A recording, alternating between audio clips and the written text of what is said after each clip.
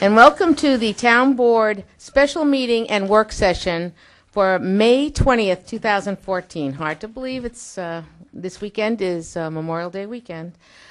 Please stand for the pledge.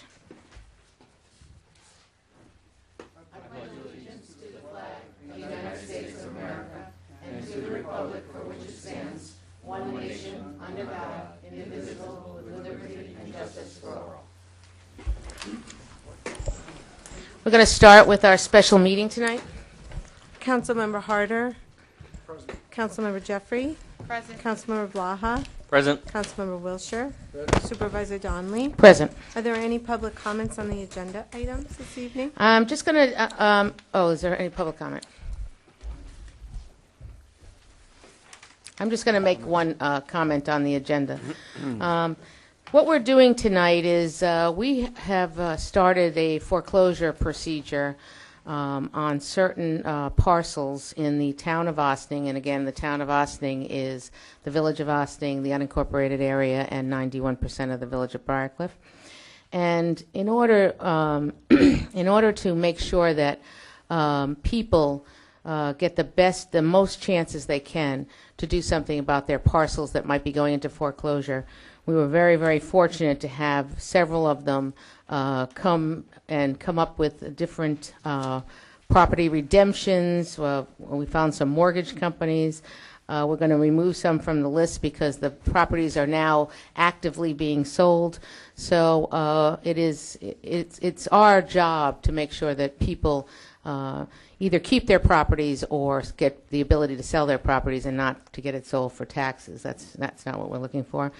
And we also, we're going to have one referral to the planning board, and then we're also going to do one contract for Spray Park, where, in case you didn't hear this yet, we're going on a project to recycle the water through the Spray Park at Lewis Angle Park. Right now it's a spray and dump. This summer it will continue to be a spray and dump while we do all the work. So we have had the professional services come and put together a program to do the engineering service. It's a very unique engineering services. And again, as we've said before, but we're going to continue saying, we want to thank Senator Carlucci for getting us $100,000 towards that project, which is a major, major help in getting this done. There are so many positive reasons for doing this. Number one, it will cut down on the cost of the water from approximately $25,000 a year down to $5,000. It will allow us to keep the spray park open many more hours than we can now because we have a limit as to how many hours we can keep it open simply for the cost of the water. And it's so environmentally the right thing to do. So so stay tuned. As a matter of fact, on June 3rd is the Tuesday? 4th. Good. June 4th will be our town hall meeting. We will be discussing, besides having our usual update on the reval or the reassessment that we're going through in the entire town, we will also be talking about sorry. Okay, it's the 4th. I mean 3rd. The 3rd of June is whatever Tuesday is. It's the 3rd. June 3rd. We'll be having a town hall meeting over at the library. We have one every 6 weeks, and we'll be having ours there. We'll be talking about 3 subjects. One will be, of course, our usual update on the reval. Number 2 will be on stormwater. We'll be getting some tips and some recommendations on how you can handle your stormwater better. And the third thing, which will be the longest thing of the evening, is to go over all the town parks, where we are, what we're doing in each park, where we are in the process. And one of the things that we're doing on the work session tonight is we are seeing both Jesse Collier Youth Sports and Briarcliff Little League give us a presentation on batting cages for Ryder Park, and we will continue that discussion on the June 3rd town hall meeting for a number of reasons. We have residents that are over at we have a special planning board meeting who have requested that we have it on a separate night so that they can speak too, and it's a town hall meeting, so we will be definitely continuing that process there. So those are the things that we're doing tonight. So does anybody have any questions? It's pretty straightforward. The referral to the planning board is is simply a referral for them to come back to us and to tell us whether they think that the recommendation is good or not. To put in what did they call it in this thing? What do they call it? Oh, it's a zoning change, but it's for a 64-bed, I believe, memory care unit. That's what they call them, right? So, yeah. So I'm going to let Madam Clerk do this so we can get on to our work session. Sure. Letter A, referral to Planning Board requesting zoning change, whereas a petition has been received on behalf of the Artist Senior Living LLC as contract vendee for an amendment to Section 200-18 GB General Business District of contract vendee, of the zoning code of the town of Ossining in connection with the proposed development of property located at 553 North State Road, Briarcliff Manor, New York, in the unincorporated section of the town of Ossining, of a memory care facility on the property, a use not currently permitted in the general business district. Now, in accordance with Section 200-52 of the Code of the Town of Ossining, the petition is referred to the Planning Board of the Town of Ossining to review, report, and issue a recommendation on the proposed amendment within 45 days of this referral. Do I have a motion? So moved. Second. All those in favor? Aye. Opposed? Letter B, 8 Macy Road, temporary removal of auction listing. Resolved that the real property currently on list for properties to be auctioned by the receiver of taxes of the town of Ossining for delinquent taxes located at 8 Macy Road, Briarcliff Manor, New York, tax ID number 97.08-1-39 and 97.08-2-17B, temporarily removed from the auction list for a reasonable period of time as determined by the receiver of taxes while efforts are made to market and sell the property. And be it further resolved that this action by the board is without prejudice to any rights of the town, including the town's rights and obligation to enforce all laws in connection with collection of delinquent taxes, and is not to be deemed a waiver of any levy taxes or penalties due by law for unpaid taxes. Do I have a motion? So moved. Second. All those in favor? Aye. Opposed? Letter C, contract for professional services at Spray Park Trace Pool Design. Resolved that the town board of the town of Ossining hereby authorizes the supervisor to sign a contract with Trace Pool Design of White Plains, New York, to perform services for the design of a water filtration system for the existing spray pad and make the required applications and receive approvals from the Westchester County Department of Health in accordance with the rates contained in their proposal dated April 16, 2014. Do I have a motion? So moved. Second. All those in favor? Aye. Opposed? Letter D, tax receiver property redemption 29 Fuller Road, whereas property located at 29 Fuller Road, Ossining, has delinquent taxes resulting in commencement of in rem foreclosure proceedings and a judgment of foreclosure, and whereas the reverse mortgage solutions, the mortgage holders have requested to redeem the property and tenured full payment, and whereas the town board desires to allow the mortgage holders of said property a window of opportunity to redeem the property prior to auction. Now therefore be it resolved that the town board of the town of Ossining hereby allows reverse mortgage solutions, the mortgage holders of 29 Fuller Road, Ossining, to redeem said property by paying all outstanding taxes, interest, penalties, and fees, plus an additional 10% penalty on the lien amount, which upon the recommendation of the receiver of taxes, the town board finds to be fair and appropriate based on the specific and unique circumstances of this case. Do I have a motion? So moved. Second. All those in favor? Aye. Opposed?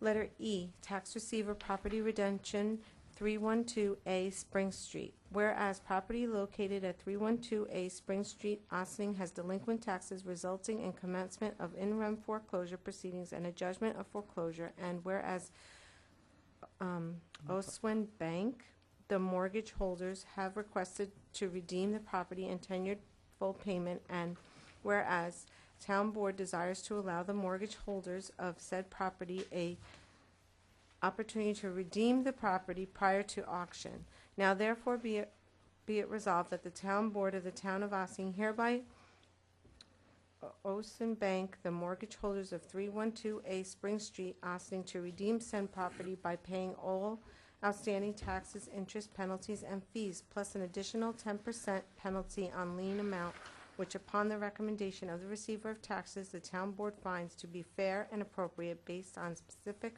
unique circumstances in this case. Do I have a motion? So moved. Second. I'd like to recommend an amendment. Two. I picked up one, that it should be Ossining hereby allows And then Aquan Bank. at the end of the next line, to redeem, To redeem said oh property. yeah, no, it's the second stanza from the bottom. Holders of said property a window of opportunity to redeem the property. We have a motion for amendment. So moved.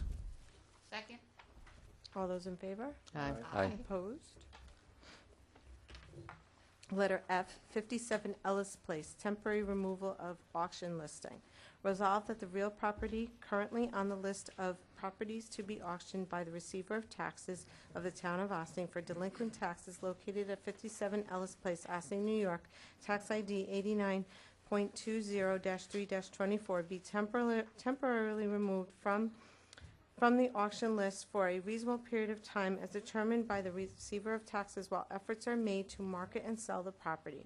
And be it further resolved that this action by the board is without prejudice to any rights of the town, including the town's rights and obligations to enforce all laws in connection with collection of delinquent taxes, and is not to be deemed a waiver of any levied taxes or penalties due by law for unpaid taxes. Do I have a motion?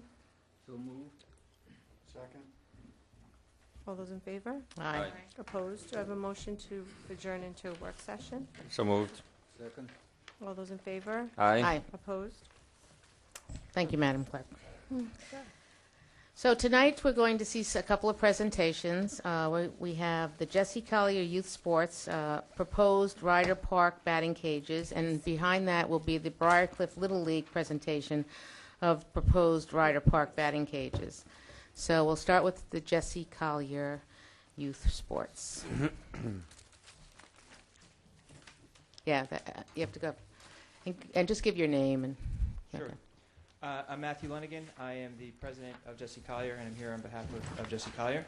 I also have with me one of my colleagues from JCYS, Jim Bacinas, who is a lifelong resident of Ossining and committed to the children of Ossining, but in addition is also an architect, which has been his role in our process. I have a couple of handouts, but I want to just sort of talk through our presentation first, and then give you the stuff. So basically, we have thought long and hard about our recommendation for a batting cage at Ryder Park. We have tried to take into consideration concerns about efficiency, costs, neighbors, and come up with the best proposal we could. I think when I think about this, I think about conversations I've had with Ms. Donnelly as well as with our park superintendent, Henry Atterbury, about efforts to make sure that the parks of our town are updated and are the best facilities they can be for the residents of our town. I know I was speaking to Henry recently, and he's very proud about how he has been, and I guess with the support of this group as well, how he's been updating all the playgrounds within the town.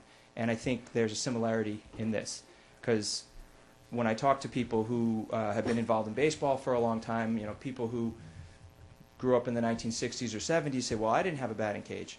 Well, similar to the playgrounds don't look the way they did in the 1960s and 70s, the baseball fields don't either. And one of the things we face as a organizer for youth sports and for trying to get community involved is that things change and youth involvement changes. I'm sure that a lot more kids played baseball and not other sports in the past. Now there are more sports competing, and you find some of the age groups we're talking about for the batting cages at Ryder are age groups when kids are deciding not to do stuff and staying home and quitting sports. And one of the things people say about baseball sometimes is it's not as active as lacrosse or other sports. And one of the things that we think about as coaches and as administrators of baseball leagues is how to make sure we have the kids out there and we have them as active as possible. And again, to compare the different eras, maybe when I grew up there was batting practice where all the kids stood around in the field and one kid batted at a time. When you have batting cages or a batting facility, what you're doing is you're working with some kids on one thing, another coach is working with another group, and you can keep them moving, keep them active. They become better at what they do. They enjoy the experience more. You keep more kids involved and more kids playing the sport. So when we thought of Ryder Park and what we'd like to do there, I had to think about how many members of our baseball community and of our town would be able to use such a facility. We are currently, the Ossining Jesse Collier Baseball League has, between baseball and softball, has about 475 kids enrolled. And when we think about the facility we're recommending, which would be located between the Finch Field, which is the back field at Ryder Park, and the Senior League Field, which is the middle field at Ryder Park, I had to do sort of the math of how many kids, if we had it right now, how many kids would it serve. We have 6 teams in Little League, that's 70 kids. We have 5 teams in the Senior League, which is a league that takes not just people from our Ossining, but also from Briarcliff, between the ages of 13 and 16. We have, 70, 65 kids in the Senior League. We have, that get started in late spring and go into the summer, we have 6 travel teams between the ages of 10 and 18. And then finally, I think a lot of people are very happy that the modified program is going to be returning full force next year, there's probably around 20 to 25 kids involved in the modified program. What is explain the modified? I'm sorry, yes. The middle school baseball program for Ossining Schools, for AMD, does not play at AMD, which is our high school field. They play at the middle field at Ryder Park. This year was, I hope, an anomaly in that because of budget concerns, it was not a program that, they had one game against an out-of-town opponent, but in most years they play, a usual schedule throughout the spring, and it is a team that 7th and 8th graders play on. So the facility that we are trying to get done is located between the field that the modified and the Senior League play on and that our Little League play on. And it would serve, when I add all that up, it serves about 225 kids each year. So all of the children play at Ryder Park? No. That's between the ages of 10 and 16, and some during the summer that increases to 18. Okay. Younger children will be playing at Roosevelt and Betts. So, in terms of, and the other thing about when I say about sort of bringing the park up to date, as has been, I think, a focus of the town generally. When we go to play other towns, we have a nice thing we do with Somers where we play interleague rec baseball. When we go as travel teams and play other towns that are around us that are similarly situated to us and have similar programs and similar sizes, you're starting to find that this is more of a norm, that a park, a baseball field has adjacent to it some sort of batting cage. In fact, many of the ones we play at actually have 2 batting cages. So that's sort of the thinking. AMD, the middle school, which has the high school field, actually just put up a batting cage, which is of the same brand and type that we are recommending for Ryder. In terms of coaching and the safety of children, it's when I say adjacent, that's very important because you want to keep, as a coach, you want to keep the children close to you. You want to have them where you can supervise them, where you can have, like I said, active, doing lots of things, having lots of stations, not just standing around, but you want them to be right with you. And so our proposal takes that into mind. We have a field and then the cage would be right next to it so that you could have groups running in and out. The facility that we would be recommending would basically be it's two segments, but along the first base line of the Senior League, which is, for any of you who, I don't know how well you all know Ryder Park, but it is... Everyone was asked to go and take a walk through Ryder great. Park, so And- I believe most people did. And if So- not, we'll continue and I have, that process. We have... And we handouts also that you we also have both of the documentation. Great. So it is adjacent to a, not a stream, and it's not a ditch, but an area that is, It's a runoff. yeah, it's a runoff, Water. and water It's a- runs there. it's a- And so I think the important point to say is we're not using, if we designate this for a batting cage, it actually, in some ways, would help save many baseballs that cost a lot of money from going into that ditch, but it also is not using a space that has another use or preventing some other use. I think one of the other concerns is that sometimes I think people are concerned, what's it going to look like, and is this going to be, I don't want to say an eyesore, because what it is basically is 4 posts and nets. And if you've been to that part of Ryder, you know that the first base side of the senior league field has a very tall net already because it's there to protect people who are spectators from foul balls. So it actually would not change anything along those lines. I think I guess maybe our best point for you all is that we don't come here asking for any money or funding for this. This is something that we have thought about in the Ossining baseball organizations for quite some time. And the cost of this, depending upon the finer details, is anywhere between $12,000 and $14,000, and it is something that we have been allotting funding to from both our recreational JCYS league and our travel league for some years, and so we're ready to fund it ourselves. And the installation and the actual facility would be not of cost to the town. I think then the second question, which I believe Ms. Donnelly asked us all, is are there other costs in terms of, is there a security cost or something? We actually have the role of batting cage facilitator as one of our positions, and so that person would be in charge of making sure that things are looked after. But in terms of the actual facility, this is also an answer to some of the questions that people had. We're not asking for electricity. We're not asking for lights. There's not going to be a machine in the cage, which also means, in terms of security, you're talking about, and I say cage, that's sort of a colloquial way to say it, but it's a net. It's a net on pulleys and posts. So you're not going to have worries that someone is going to show up and steal something. There actually isn't. There won't be anything to steal, and it doesn't add security to the security cost to the town or to park supervision. Like I said, no. Who would be responsible for the nets should someone come and cut the nets? We would be. We would be. Okay. And I think another along the lines of that is there's the concern sometimes.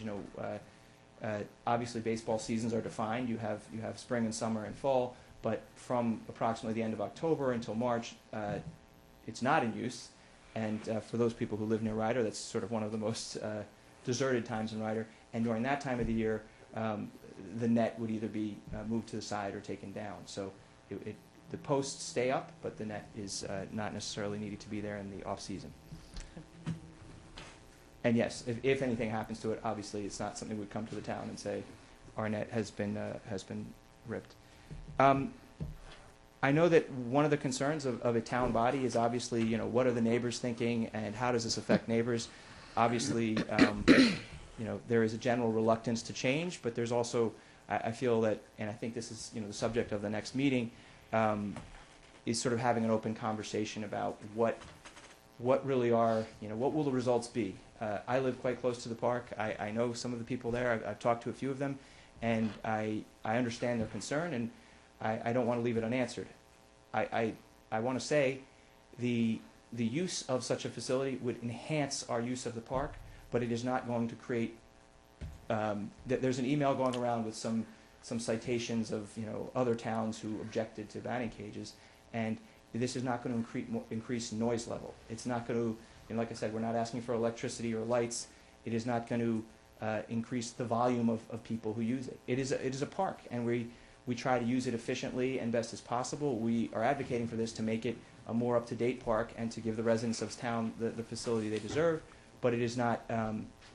It's not going to create traffic jams in the parking lot at Ryder Park that that they don't have. It's the same volume that people who are there already. It's just that when teams are playing or practicing, now they're going to have a better facility to do it in.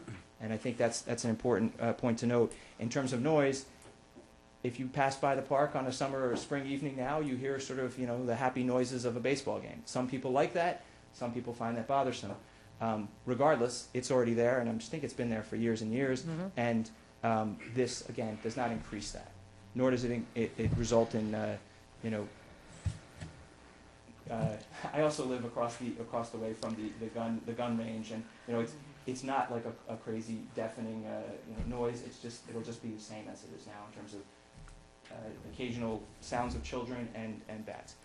The last thing I wanted to show you some of the, if I could Yep. just sort of pass these around. The other thing is we've heard obviously the folks who live near.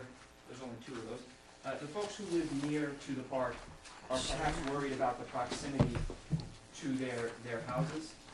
And I would say that if you look, if you can find on that where the culvert or drainage ditch is, This is it.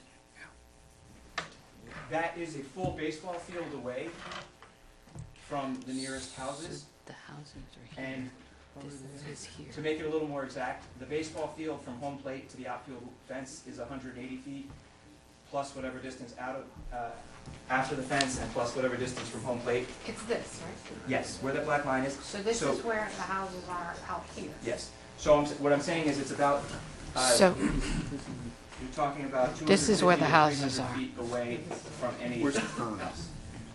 I don't know, this is I guess the point run I'm making runoff is right that here. This is well within the park, and it's actually got a full baseball field and more between it and the nearest house.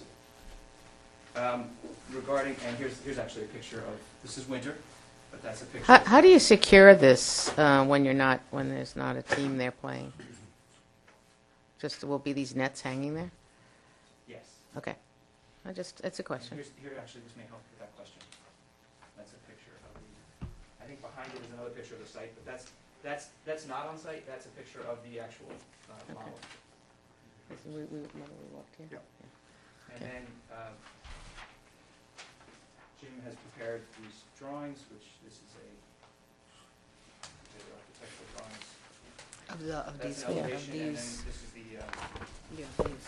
this is the site. Sorry. We have a few more of those. Oh, move on. Oh, so you would, they'd be one cage and then the other, so they're not side by, they're not side by side, they're. How do you fit these in with the location of the, Is it alongside, it's Water. alongside it? Right. So it's going out by stream? Well, and that's perhaps best to look at the architectural, this one right here. You see where the two batting cages are, cage 1 and cage 2?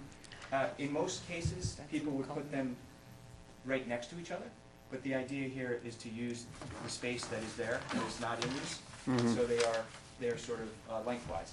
Does this make sense? So there's one Yeah. here and Yep. one here. And And that's, that's a variation. you get it? A lot of times He's people put showing them. us, so I don't know. Right. Oh, yeah, no, I get it. Okay. I can run over there too. No, I got it. That's okay. Can I ask a whole bunch of questions? Absolutely. I don't want to take a lot of time, but I do have a lot of questions, and you could just fire off your Yes. responses. Yep. Because a lot of them are very simple questions. Sure. So where does the money originate from? Is this only from families that play baseball who participate with JCYS? Yes.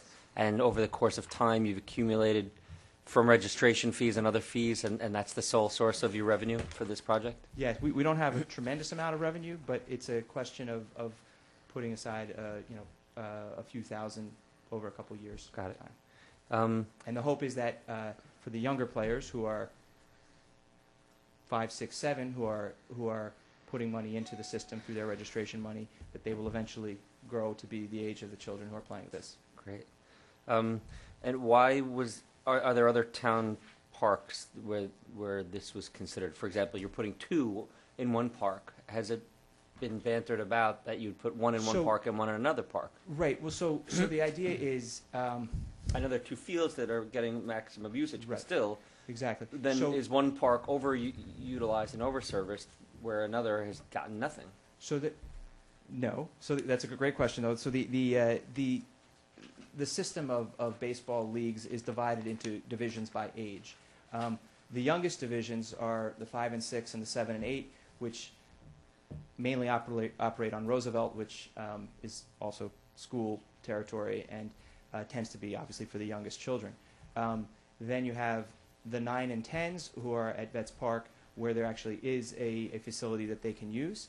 And then 11, 12, 13, 14, 15, 16 are all at Ryder Park. Okay. And so it's really about meeting unmet needs and addressing a very large part of our membership and an age group that does not have this.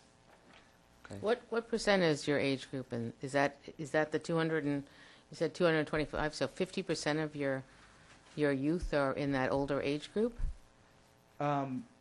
That's over spring and summer, so Okay. it's more like it's probably more like a third. But then the summer is also another busy season, and those teams all would have access to it then.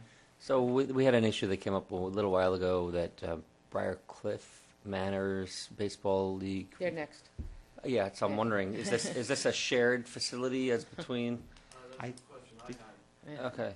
So is this owned by JCYS and to the exclusion of all others, or Well, actually, can residents it's of the town interesting. use it, or can other baseball leagues its use it? intent is, I mean, I guess if there were two groups showing up at the field at the same time, you would assume preference would go to the organization that funded it. However, it is not something that is expected to be under lock and key. It is for the park and for the use of the park. And I would add that this is the main two divisions this is aimed at. One is the 11 and 12, which in our case are children from the Ossining Baseball League. But the next age group, which is 13, 14, 15, and 16, are children from, and correct me if I'm wrong, guys, but the Briarcliff Little League ends at age 12, and so their members are free to join the senior league, as are the Ossining kids. And so the 13, 14, 15, 16 that this would also serve are kids from both parts of the town of Ossining, Briarcliff and Ossining. Okay. Well, I covered that. So these things, as with anything, sometimes through use and or from non-use, some things can become eyesores. So is there some sort of is JCYS willing to allow the town? I mean, for example, what if it turns into disrepair and it does become an eyesore and people are complaining and it's a safety issue and JCYS doesn't have the funds because they're onto their next best project? Is this something where the town would have the right to come in and either remove it or maintain it at JCYS expense if it ever became, what do they call that? An attractive nuisance or some sort of a problematic improvement? I would say yes. Okay. And I guess one of the things in this whole process, we have certainly tried to keep lines of dialogue open with Henry Atterbury as well as with first Albert and now Mario about any input or thoughts they had about what was or wasn't a good idea and their concerns. And my last question is, do you have any other circumstances where JCYS has made an improvement to a park on its own dime, and is there some sort of like a precedent for this? Well, I would say yes, but I think the group that's currently in leadership at JCYS has only been there for a few years, and so certainly when we changed leadership, we certainly tried to plan and say, okay, what do we have to do right now? What are the general costs, the operating costs, and what are the long-term things we can do to improve? It is not too long ago, I think, that JCYS, under different leadership, did work on the park at the batting cage at Veterans Park, and I can't tell you the exact funding on that. And then also it was not too long ago that JCYS contributed considerably to a new backstop at Nelson Park, which there was a whole question of an older backstop that was far away and not in such great shape. And the scoreboard at Vets, and we contributed $5,000 to the middle school. Yeah. So there's also. Thank you, Jim. So there's also a new and functioning scoreboard. There was an old scoreboard. It was more like a Wrigley Field manual type scoreboard, and now there is an electric scoreboard at Veterans Park. And then also, yes, we did try and contribute to the project for the high school baseball team at the middle school to build their batting cage. What, Matt, Yeah. what has been your experience with safety? Have there been injuries as a result of, I'm thinking now about the cage over at Vets Park. Right.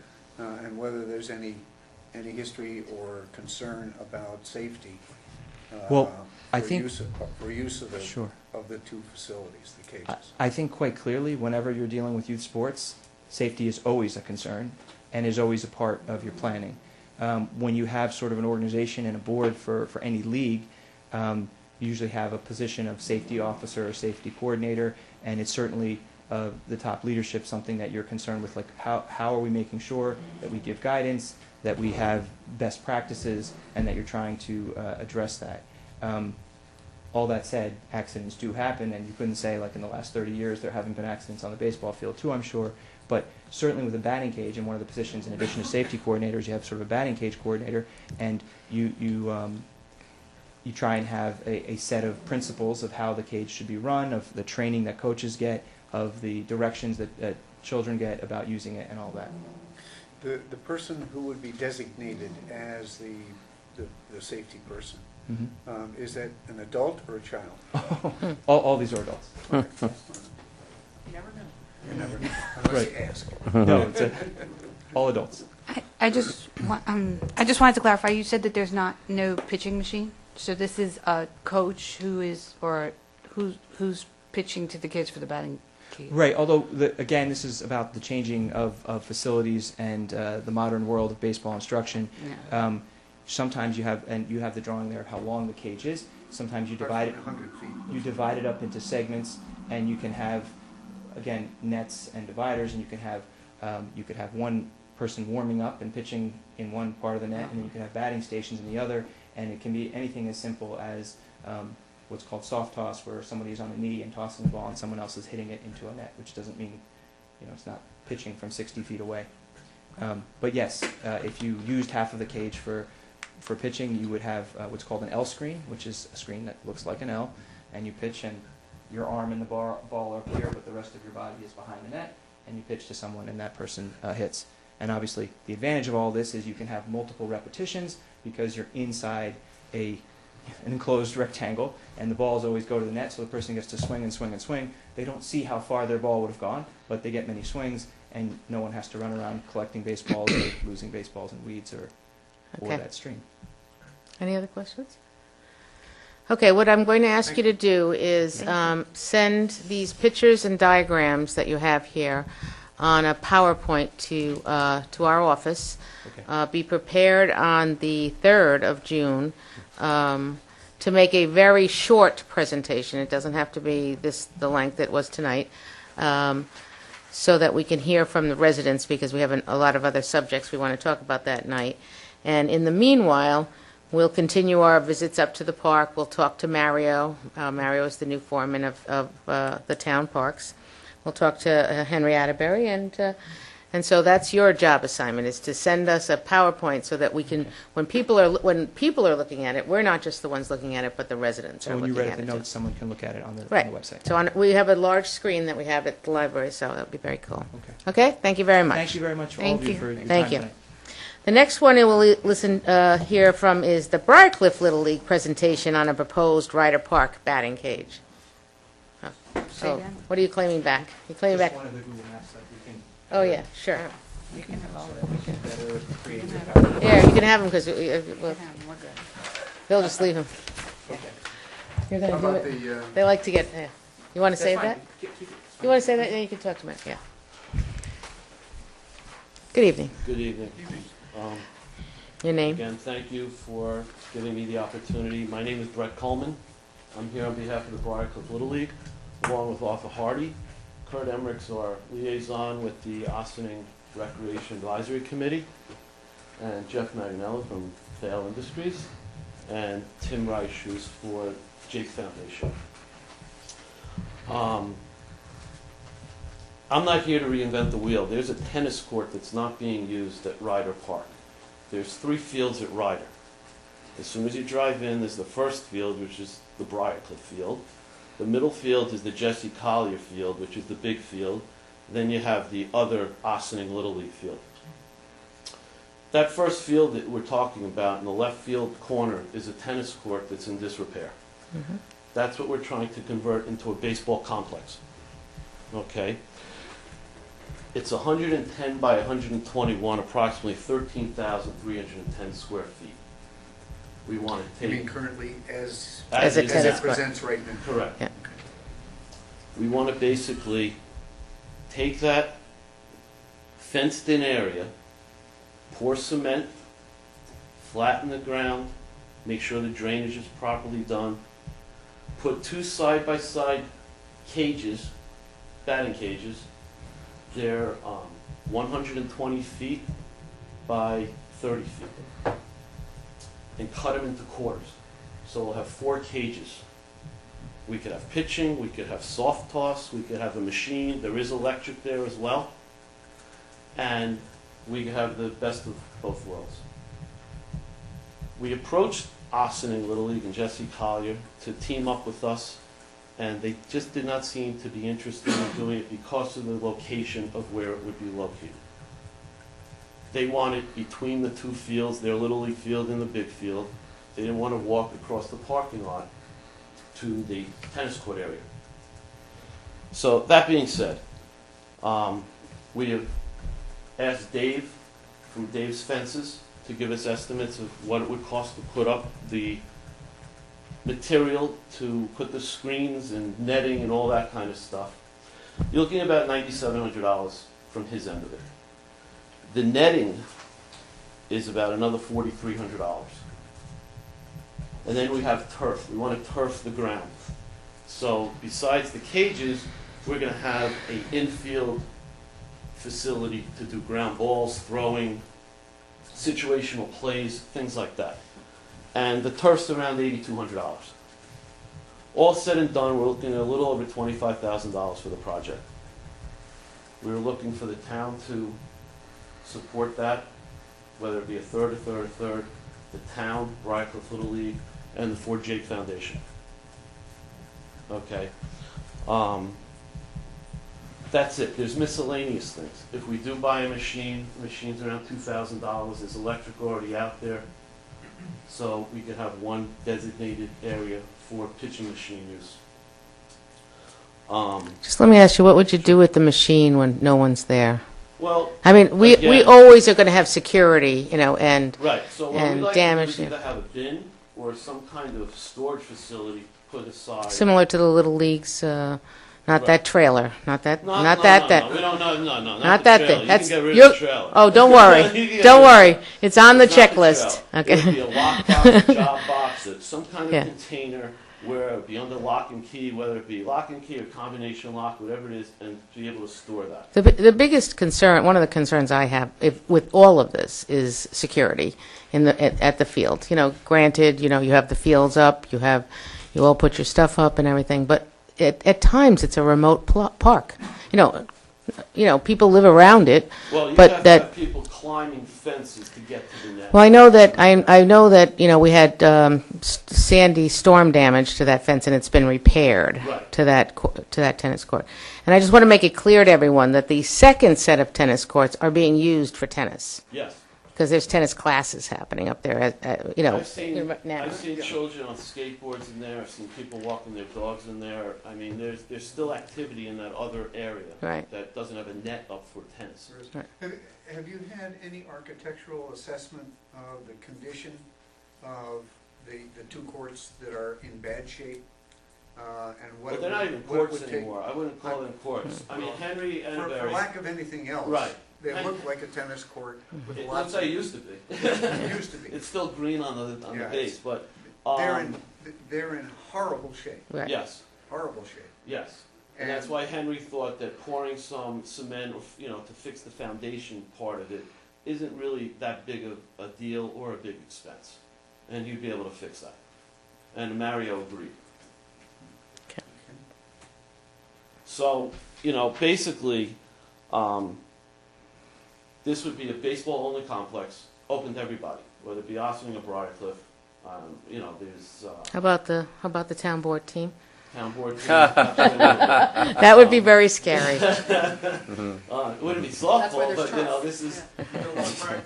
There'd be no practice. There's very little maintenance when it comes to these. The nets last probably 10 plus years. And the fencing, the cages, the gates to open and close, you know, they have a very long life expectancy. The question comes into that if we are blessed to have this done, who oversees the project? And I think Mario would be probably the logical candidate. I think he's versed in all of this, and he's got a pretty good handle, along with Jeff being in the business.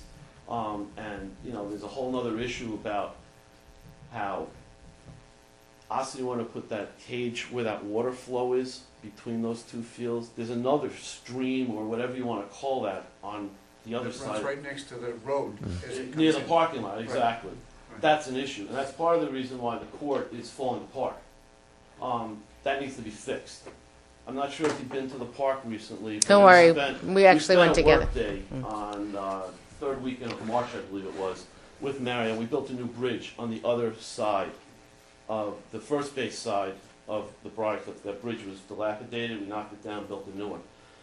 If we fix that with a big tube, and this is a separate issue, but something needs to be done. I think you should concentrate on the, But something on the needs to be- batting there's cage. a bridge there that's unsafe. We've already been there. Okay. We've been there. Right. We've asked the board to go there. We've that needs- walked it with Henry, and That yeah. needs to be addressed because of the We understand. location of where the tennis court or the facility is located. And that's it. We're hopefully. Now, we know that we have, you have some of the prints because you weren't here last week. So you can, again, do PowerPoints and things so that when we show, they all have that one. Here's the picture. Right. Everybody should have this. We've given it out, numerous times. I have Yeah. no problem sending it to you again. No, you don't have to send it to us, but, we have that. So I have that's- some right. questions. Sure. So are you, so you said baseball complex. Yes. So this is a different material than, Well, they don't This have isn't netting. They don't have the tennis court. They're Right. doing a cage. so explain to me, if you're not doing netting, are you doing? We are doing that. You're doing netting? Yes. Okay. So what is the, Chain link around it. it's chain link? It's not, I mean, it can be secured. Oh, you went there, right? Did you get over there? Yeah, It's one of the So two tennis court- I courts. didn't- The Chain- tennis chain court link is would enclosed Has with chain link fence. Inside that chain You would link, quarter it with the we're netting, gonna right? put the netting with the Okay. poles, so there's a cage. Okay, got And it. there's multiple gates into that tennis Yes. court. There's one in the front and one in the back, Correct. right? Do Yes. those, Yes. but do those gates get locked at night? They can be. Not anymore. Yep, they could be. They could There's no be. reason to lock them right now. But No, I if understand. this gets built, there may be a But the consideration ability do to. that. Oh, yeah. And one of the things that Not one of that the it things because it was part of the Sandy, post-Sandy, because a tree fell on the fence, but was to repair the fence. And And Dave fixed Dave's fence is our fence guy, so he Right. went around and And he's fixed done the everything. cage up at the Briarcliff High School. I don't know if anyone's been up there, the girls softball field that was condemned for 5 years because of, polluted fill and everything, which is online now. What is that, Briarcliff? Yes. Yes. Yes, please let's clarify that. That's Like I said, the Briarcliff, we said the high school girls softball. Oh, field yeah. In So- Briarcliff. yeah. Yeah, so they Yes, contaminated we heard. fill and the field was shut down for quite some time. Yeah. And Dave, there was a cage next to the field, and Dave went back and fixed that up and did a really nice job. Is that field reopened? Yes, we Okay. play actually Little League games there at night on occasion. Okay. So it has lights and everything. It's a really nice facility. Hmm.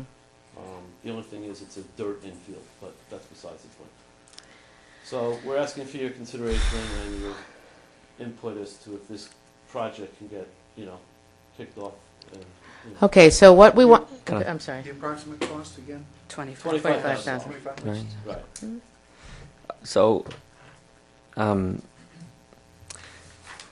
you are going to be surfacing the entire area with concrete or just areas? Concrete's already there. We're going to fill in the cracks and just make sure that the pitch is correct.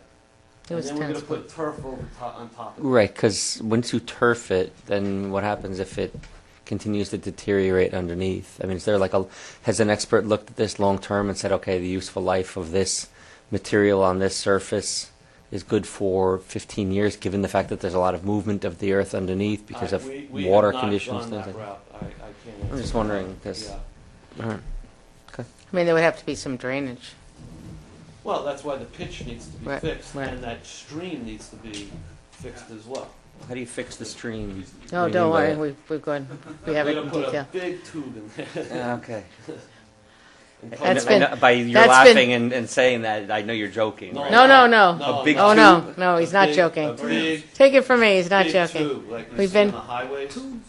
Put it in the stream, You know, like, cover it if- up, yeah. get rid of the bridge, so it's not a liability, and it'll be in good shape. No, this is like at the highway department. You What know do you how call when we them? change, when we, A pipe? it's a, yeah. Excuse me, it's not It's- a tube, it's called a pipe. there's a whole around all of these fields, there's a whole drainage system. And because all the water comes off the hills and it goes over into that area. So on a bad rain, it's like a little raging, like almost like a whitewater rafting if it wasn't this big, right? Right. So if you dig it out and you Just put like in, a whitewater raft. yeah, because that's this big. It would only be for ducks or something, right? But anyway, so we've been up there. We've looked at it. There's different philosophies. Some people would like to put the whole tube in. Some people want to Tube. pipe. Yeah, tube. Yeah.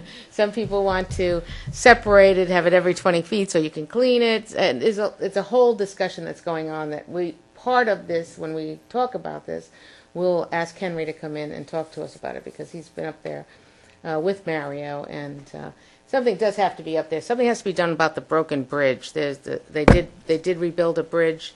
I want to remind everyone, when you work in any of the town parks, you need to ask permission from the Teamsters. So you just come to us, you tell us what you're going to do. Which we did. Oh, absolutely. Okay. Absolutely, and as did GE when they went up to Gerlach Park for a day.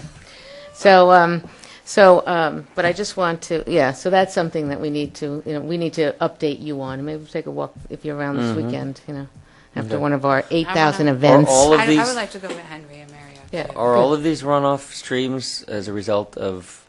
No, that's part of the drainage. man-made It's- for drainage purposes, including the one that we're talking about now? Or that wasn't a pre-existing one, based upon a naturally existing stream? Yeah, It drains in from Morningside Drive. right. And one- Right, that's what I'm wondering. Is this a natural pre-existing stream that? But Well- the Well, one there's on there's side one or the just other. It's collapsed and either- got clogged. So there was a disaster of mud, and I don't know if you've been to see what the parking lot looks like with the broken No. sticks and logs and rocks and mud and everything else because the Morningside part collapsed. You're talking about where that whole pit is?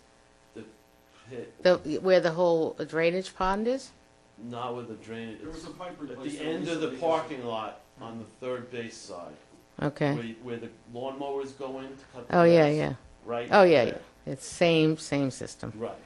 Same system. It all drains, and then it drains, and that's why it was so important that when we did Ryder Avenue, Mm. that, because that whole drain, it just used to drain down onto North State Road. Right. So it's a whole drainage system. Right. It's almost like when we have in neighborhoods behind people's houses, we have whole, I have it where I live, yeah, up on we have whole, easements just to have drainage systems through people's houses so we can get the water Yeah, out. I'm Yeah. very interested in the drainage because, as far as I'm concerned, once you put something in a pipe, it has to have some place to go. Oh, no, Whereas it if you goes, leave an yeah. open trough, Oh, it'll still have a place to go. It's just making if it it goes so it doesn't spreads out, fall. then it's just going onto a field Right. which can No, this absorb would- it. this would You be you the put it case. in a pipe aimed towards North State Road, and you got more flooding down there, and all of a sudden, No. What it is that what has happened with these drainage ditches, let's call them, is that they're slowly but surely, because you do have these spring storms that can create 2 or 3 inches of rain and a bad storm, so it becomes like a little flood. I wasn't kidding about that. No, I and I it agree. eats away at the sides of it. So we're Right. trying to find different ways of figuring out how not to. So what's happened is you have this drainage, and over by the tennis court that they're talking about, it has slowly but surely eaten away at that. And we don't want it to eat away all the way to the tennis court, so we have to do something over there. Well, what happened was it was fixed at the big field, in the middle field. Right. They did put a big pipe there and Right. cover it up and got rid of a bridge. Right. So that's worked. And it's like, and Henry's attitude is that you need to put one here, and then you have to have some holes so that you can get down in there and clean them out sometimes. But it's a whole different, it's just Right. different philosophies. Right, That's but it's part of it. that's totally different from the batting cages. Yes. I guess I'm going to ask the sticky question. Uh-oh.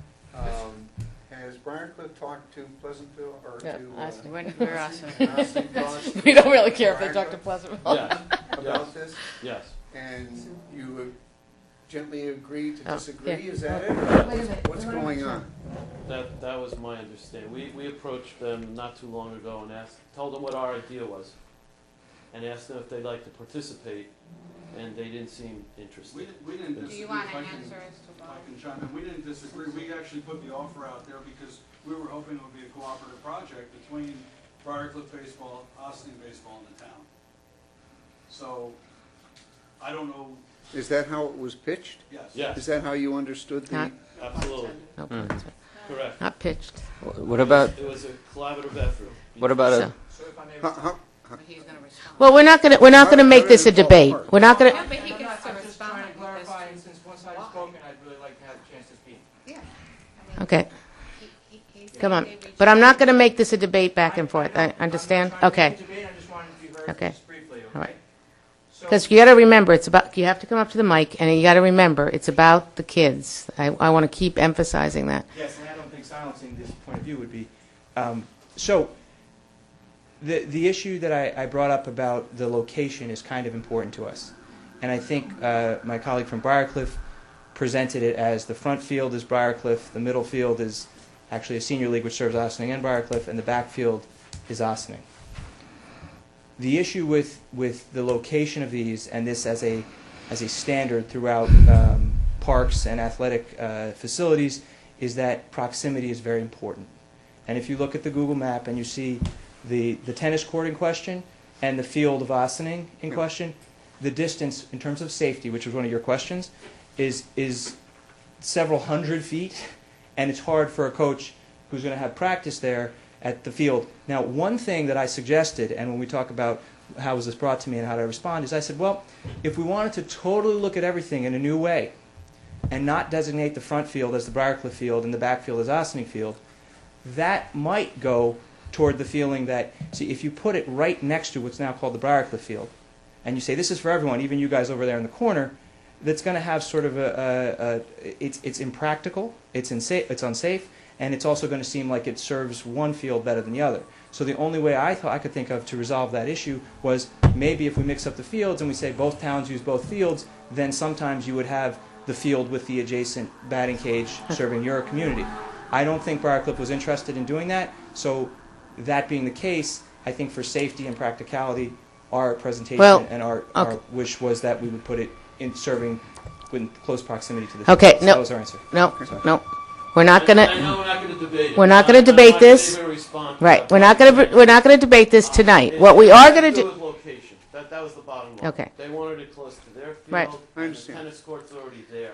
I We understand. said, let's rehab that. So I want to encourage people. I want to. You staying here, right? Yeah, I want to introduce you. I just want to encourage everyone to maybe sit down.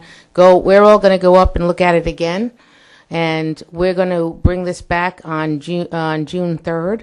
We're still going to listen to some of the residents here tonight. That we have residents here tonight, and we're going to open it up to residents there. So I would strongly suggest that everybody maybe sit down together and talk it out and see where we are and make sure that we're doing something that can be acceptable. I mean, we have to look at the terrain. We have to talk to Mario. We have to talk to Henry. So we want to make sure that we're doing something that benefits all the children of the town of Ossining, which includes Briarcliff, the village of Ossining, and the unincorporated So area. if I could just ask one question. Mhm. The size of your cage, can you tell us what that was? And it was just one cage, right? But you were talking about maybe... It's I two. have the drawing here.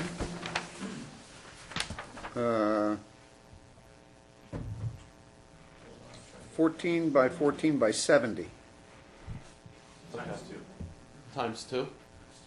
Okay.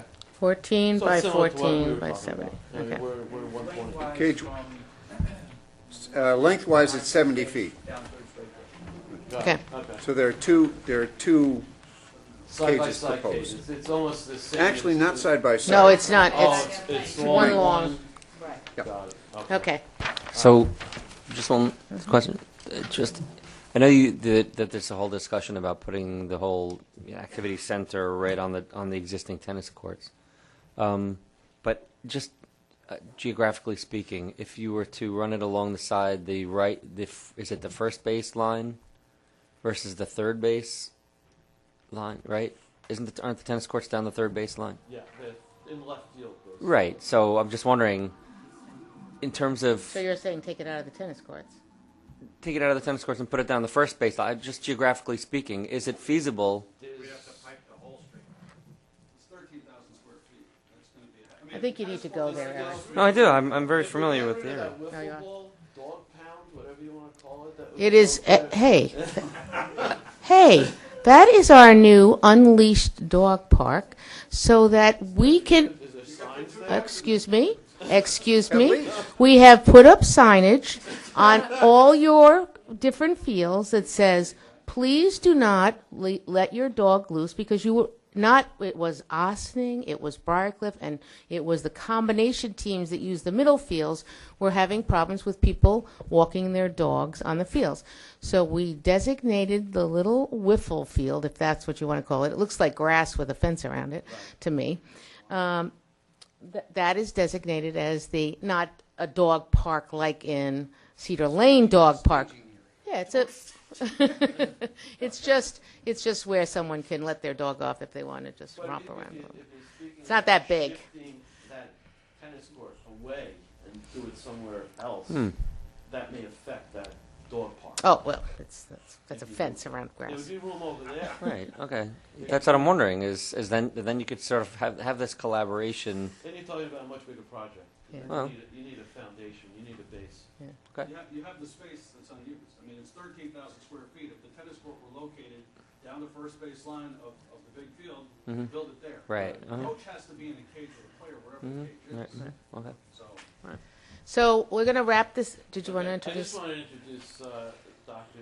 Timothy Reich, who represents the 4J Foundation, and give you a little insight of where he's coming from and helping this. Thank you very much. Thanks, Brett. So, my name's Tim Reich. I don't know, maybe know the story. My son, Jake, we lost a year and a half ago, and I formed the 4Jake Foundation in his honor. And when this project initially was presented to me, we talked about, as we talked about, a collaborative effort between Briarcliff Little League, Ossining Little League, and the town. It was going to be a third, and a third. And we met with Henry Atterbury, presented everything, and we talked that perhaps we may not get a collaborative effort. My role here would be to contribute funds if whatever we come to the agreement on, whatever percentage the town would contribute to this project, whatever percentage Briarcliff Little League, Ossining if they're available, and my foundation would be interested in funding the rest. I had two sons. I'm a resident of Briarcliff. I had two sons that played Little League baseball. My youngest son was obviously not able to play Little League baseball, and it would be near and dear to my heart to contribute to make this a wonderful facility for any kid that plays baseball, whether it's Ossining or Briarcliff, in this community, to make this a great facility for kids that play. And in exchange for that funding, whatever that might be, is to name the facility in his honor. And we talked with Henry about that several weeks ago, and that's my pitch. So. Well, thank you very much. And again, my condolences to you. I was going to say. Yeah. So would any of the residents like to speak, or do you want to, we do have some residents here from the neighborhood. Did you want to speak, or did you want to wait till the town hall meeting? Because that's totally your prerogative.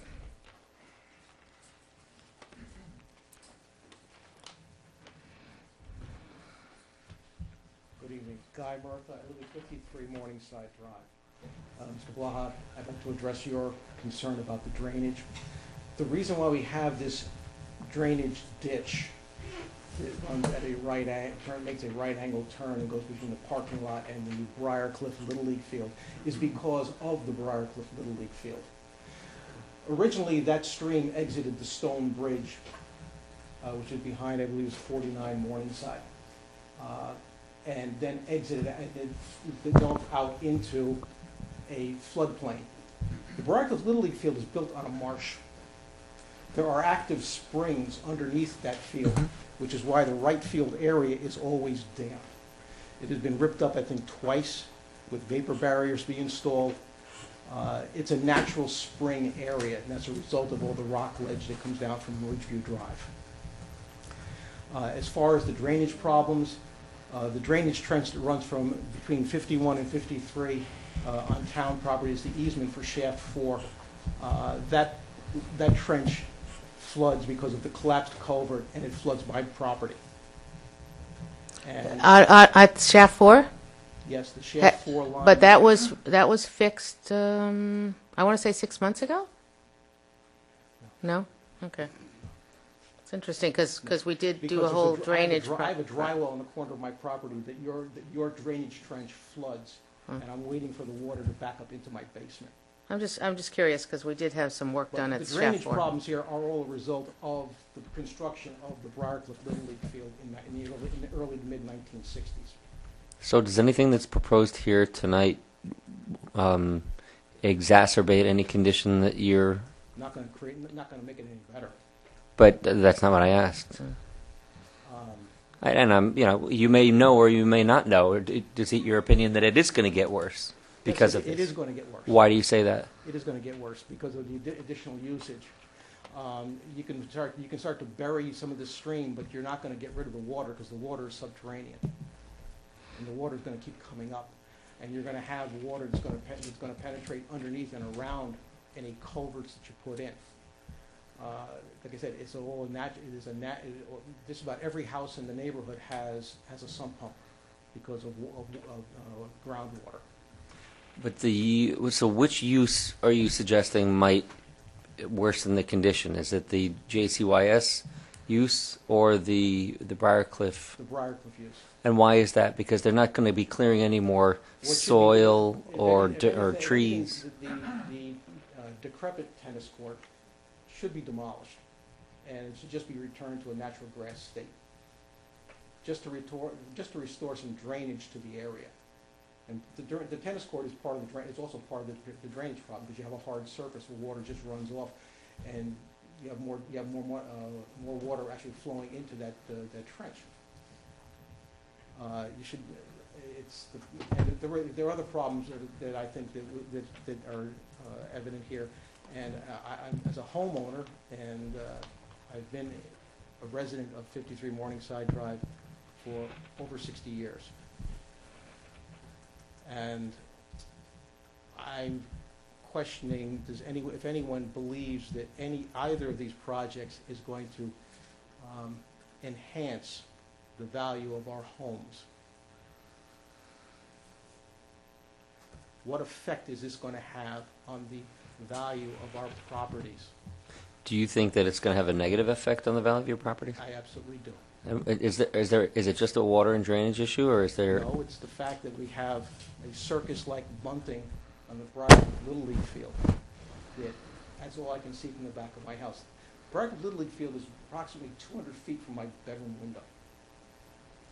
When that field was put in and that drainage trench was put in, my father had opposed it on the basis that drainage trench was a water source that was within 100 feet of our property line, which was in the 1960s it was a violation. I just want to say one thing about the, you know where Spring Street is, right, in Austin? Yes. You know that, I understand what you're saying about your property, but that whole street, it wasn't named because of the time of the year. It wasn't. It's at Star Bethlehem Church right now. There's a sinkhole in the back. At 158, I believe it is. They got, because I helped remodel that building, that house. We had 2 sump pumps in there. The most beautiful, cool water you ever seen. It comes up overnight. It builds comes right up through back the ground? If you didn't have those pumps. But and there's nothing you can really do about it. And I don't know how it can cause your property value to go down It's not the springs that are causing my property to go down, it's the fact that we have this Little League field with this bright blue and yellow vinyl surrounding the field. We have an electric scoreboard that's bright orange. We have banners that are strung from the backstop. It's And an eyesore.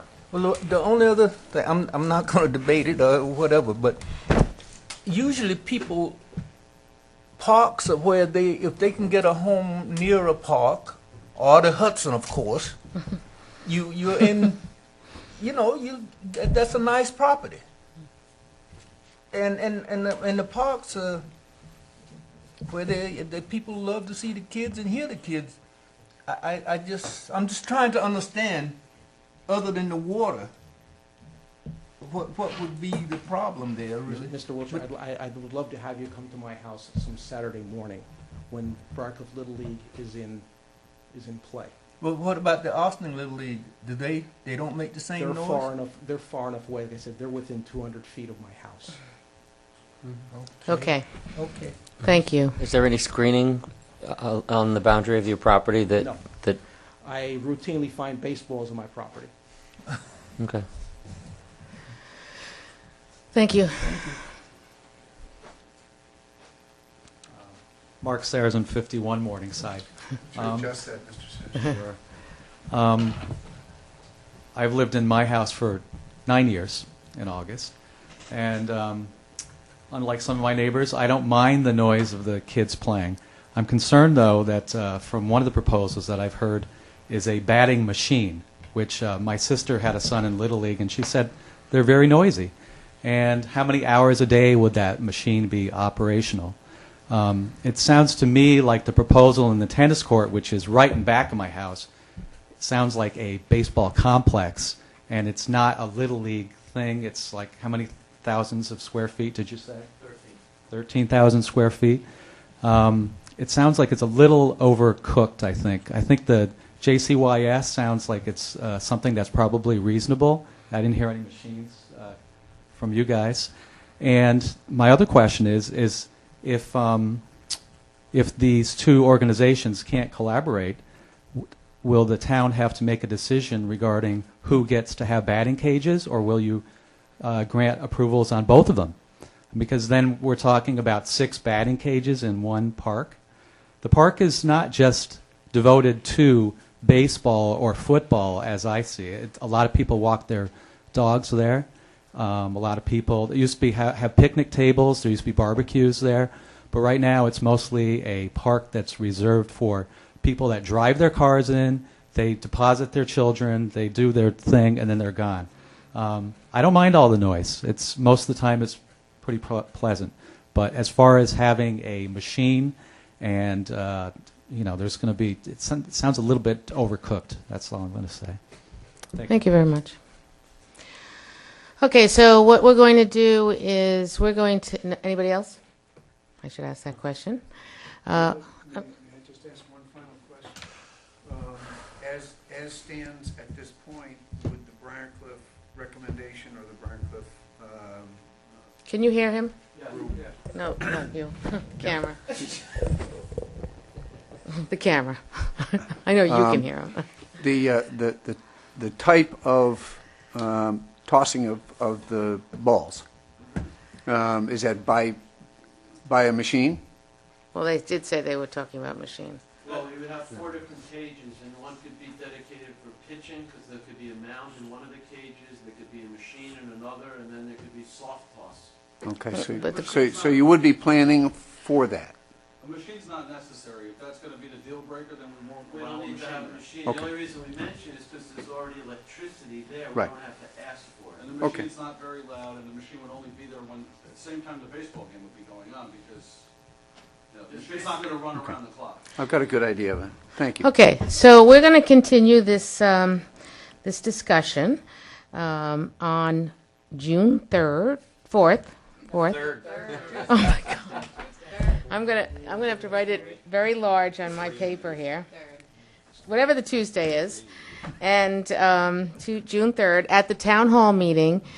In the meanwhile, I'm going to ask again that town board members walk the area. We'll see if we can't have Henrietta Berry come in and talk to us, and Mario come in and talk to us, or arrange to meet. Well, they don't normally work at night, either of them. So we could meet them there, though. Yeah, we can meet them over there. So. So anyway, so we'll continue this discussion on June 3rd, but, if anything can be discussed amongst you, please do that. We encourage everyone to work together, because it should be all about the kids.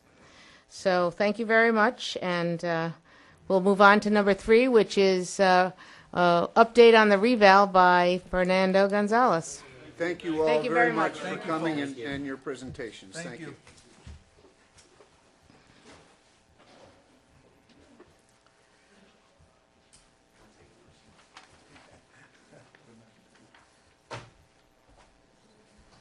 Oh, he could have stayed.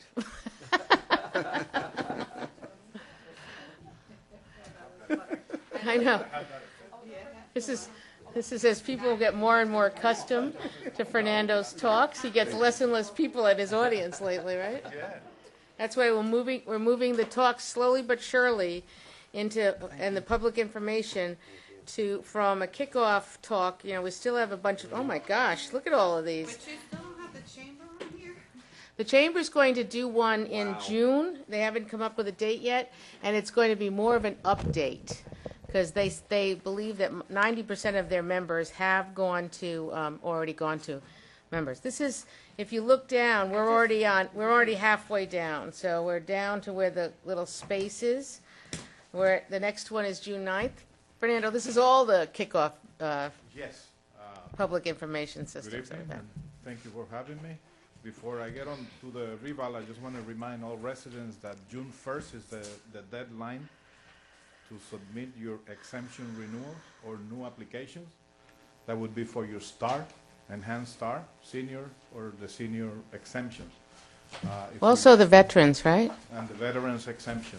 Especially the new school one, right? The new school exemption that is applicable, veterans exemption that is applicable to the school taxes.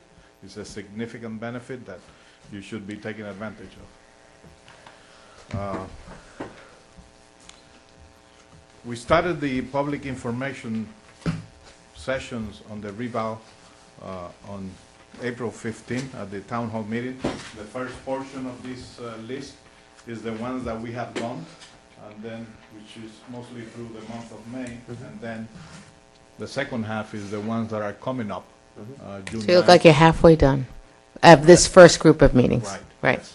We have a few other Did you give yours? Did you make it? homeowners In fact, associations so? that we have to In fact, schedule in. so? We're Which trying one? to work on the dates. But I would advise residents to try to make it to any one of these information meetings, or We you will can go- post it on the webpage too, yeah. Yes, and it is also posted on the MMRC website, which is mmrc.tylertech.com. The schedule is posted there. Wait, say that again? MMRC dot, tylertech.com. I know, just wanted to, tylertech.com. Okay. The second paper is the foldout, I know, I just which wanna see is the mailer or the brochure that will be mailed to the residents prior to at least 2 to 3 weeks prior to the data collectors going door to door to collect the data. So this brochure has also the website information, not only for the reassessment project at mmrctylertech.com, but also for the Town of Ossining website. I don't have the sheet. I don't have the mailer sheet. It's not, Not in here. Here you go. Here, I got it, Fernando. Yeah. Thank you. Yep. Oh, good, now I have two. but Yerks. Where do you find that? so 2 to 3 weeks prior to the data collectors visiting the properties, this brochure will be mailed out. And the first properties to be collected are going to be basically around Indian Village, which is sections 90.13 and 90.17, which is the next sheet in your package, which has... So can we post this on the internet too? Yes. Okay. So they will start in this neighborhood, June 9th. The reason this neighborhood was selected because it's a unique market area. It's a unique neighborhood. It's a unique neighborhood, Right. and it's an easier area to start the project and get the data collectors acclimated. By the way, these data collectors have already been working in the town of Greenberg for about 3 weeks. And there will be 5 data collectors assigned to our area initially. And I print the next sheets that I printed from the website, mmrc.tylertech.com, is the data collector information. Oh. Not only does it show the picture of the data collectors, but it also shows their vehicle, model, license plate numbers. All these data collectors have been background checked, and they all carry identification, and they also carry or wear a neon vest. All these people? Well, you'll have 5, because remember Yonkers and Greenberg are going too. Yes. So. And so do we know who of all these? Because you said 5. We don't know. We don't know. There will okay. be 5. I know some of them that are Ossining residents are assigned to our area. Great. Okay. But the idea here, of course, is based on all the factors, whether it's weather, sicknesses, etc. If the project starts falling behind, then they will have to bring additional data collectors.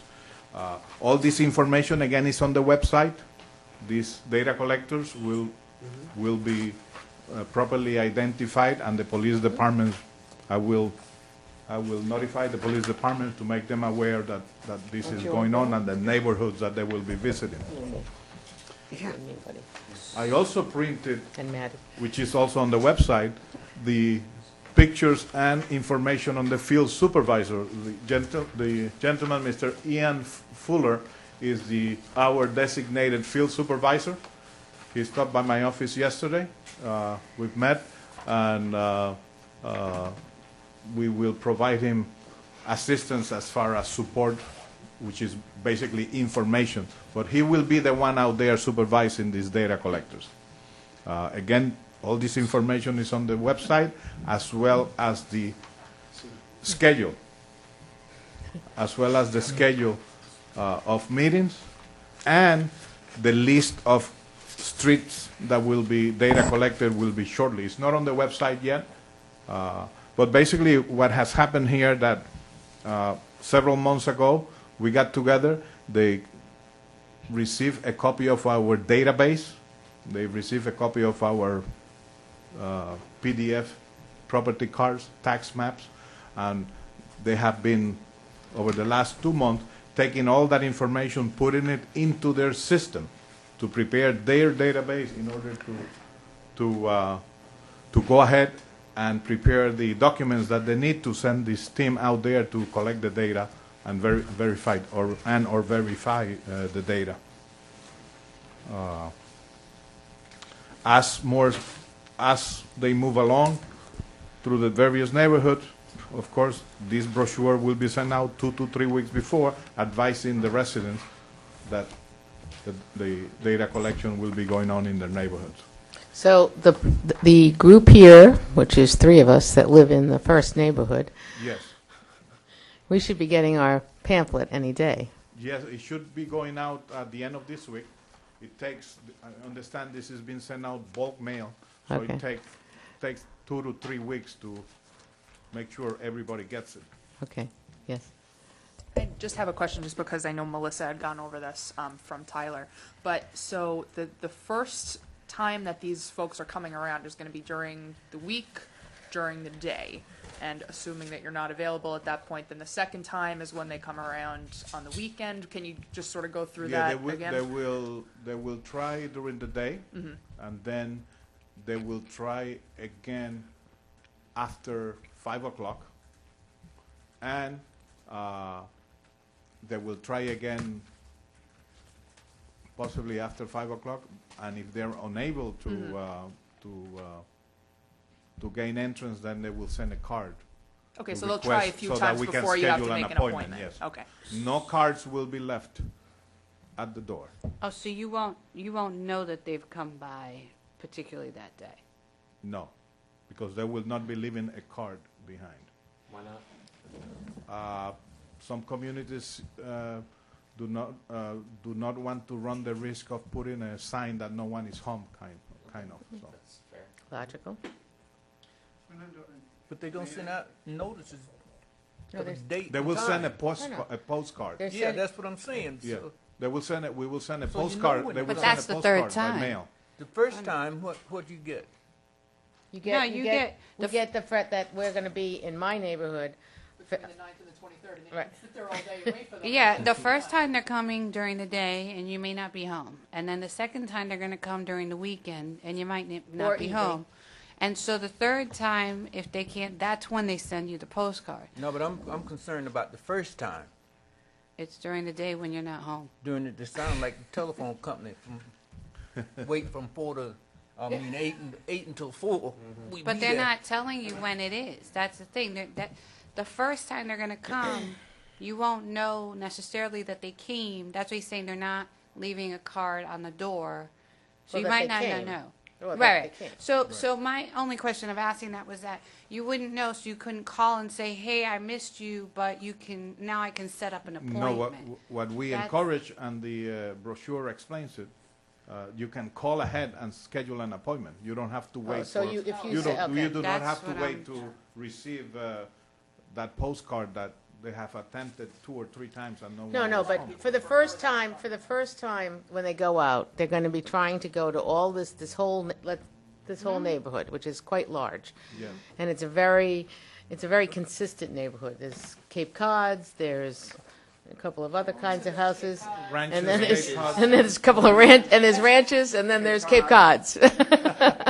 So that's what makes it a unique neighborhood for over there. But, so let's say that on the 9th, they start over by Bell Avenue. Well, they're not, I can be sure that they're not going to hit my block by then. So you're right.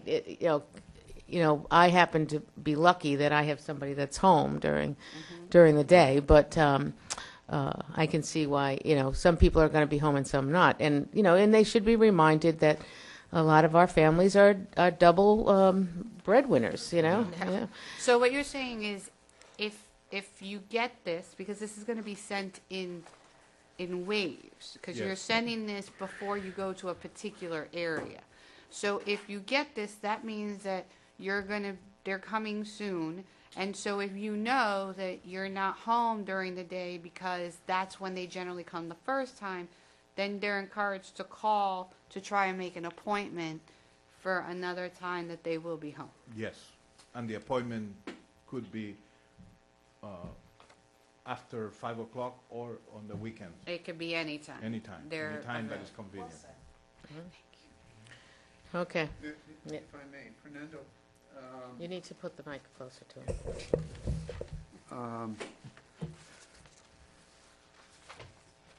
when are they going to when are our people, through Tyler, going to differentiate between residential and commercial? Because this group that we've been given, I assume is predominantly for the area that you've outlined. Yeah, the first phase of the data collection is residential. So they only focus on residential, the first go-through? Yes. The commercial data collectors are more specialized and more experienced. And basically, the commercial data collection is different. I mean, it is data collection, but it requires more knowledge of those type of properties. Okay. We have this- I'll go back and repeat. The first phase is data collection. Then the data that is collected is verified by the field supervisor, and then it goes to the data entry team in their offices who input all this data. And then it gets also verified not only again by their quality control people, but also by the monitor, our monitor, who is here to assist me in making sure that this project runs smoothly. While the modeling and valuation is done later, but as soon as we are able to have the correct data on these properties, then we can start doing the valuation, or rather doing the modeling based on the data. So we have the advantage that we have neighborhoods. However, they have to be fine-tuned. For example, Indian Village is a unique market area, just like a condo association is a unique market area. So that's how the modeling will be developed. So it's not immediately after, but it's shortly after we are able to have the data collected in a significant market area. Go ahead. Fernando, what happens in the event that a data collector runs across a situation where what appears to be only a residence also may in fact look like a business? Well, are they counted as a resident? Are they counted as a business? The Are they counted data as both? Or what? They have the information already that the property class will tell whether it's a business class type of property or a residential 200 class type of property. So they won't be scheduling this for this first phase. Those data collectors will not be going to the mixed-use building, for example, which are commercial, Yeah. or to the other retail So that would be locations as mixed such. use, Yeah. So what's the mechanism by which the planning or building or zoning department would be notified of some differentiation between what's on paper versus what's in reality? The same mechanism that we have now, just like when we're reviewing sales now, and we come up with a discrepancy where the house has 3 bathrooms and we only show it as having 2, but now that information is inputted into our system. We change our inventory and we let them know. They also have access to our current system, which is RPS, and they will have access to the new system once we implement it. It is not the responsibility of the data collectors to report back. They're just collecting data. And so if your house is zoned for 1 family, but you have 3 families in there, 3 kitchens, and they're going to simply go back and say it's a 3-family house. Okay? But they're not, it is going to be and they've said this to us at meetings too, but it's going to be the responsibility of the building departments then to go and look at the data that they're bringing in. I did ask one question, that if they go in and they find a very, very serious fire hazard, they might they will react to that, because if it's a serious fire situation, that there could be a harm or something. Well, Safety. Well, I think they're serious trained to. safety issue, yeah. Can I, Safety. so I know it, I remember what you're saying, that they basically are saying we're not here to tell on people, we're just here to report the facts. Right. I guess my follow-up to Eric's question is, even in reporting the facts, my house, I have 2 bathrooms, but let's say, or 2.5. So let's say you guys have that I have 2 bathrooms and I have 2.5 bathrooms. And so that's just a simple, so how does that information, because there are lots of people and lots of information coming to them. Your office can't support fielding all of that at one time, can it? I'm trying to figure out the actual logistics of. You're going to be assessed at what you actually have in your house. But We- I'm trying to figure out is if they don't have the records of what I actually have and the data collectors get what I actually have, they can assess me, but how does that get into, how does that update yours? It's through the new system? Yes. And So we're that's basically gonna buying be- the software and the It's part of data. the, it's part of the, yes. We're buying the software Part of and the this data. project is implementing Right. the Tyler IAS wall system, which will, So they don't have which to will- report back because they're putting it in Right. to the database. but remember that they are taking what we have right now, Right. putting it in, as let's say the 2015, and the new data collected information is 2016. So you could conceivably go back and look and say, well, I Okay. had 3 bathrooms, but I have 4 here. Mhm. I had 2,700 square feet, but this, But you're gonna assess I understand. we're gonna assess them Right, on but what I- it, that what it explains is, how what it's- it currently has, and And what then part of- currently. Part of the training. It should be that the building departments could go in and look at, and Yes. learn how to use that and sharing that information. Yes.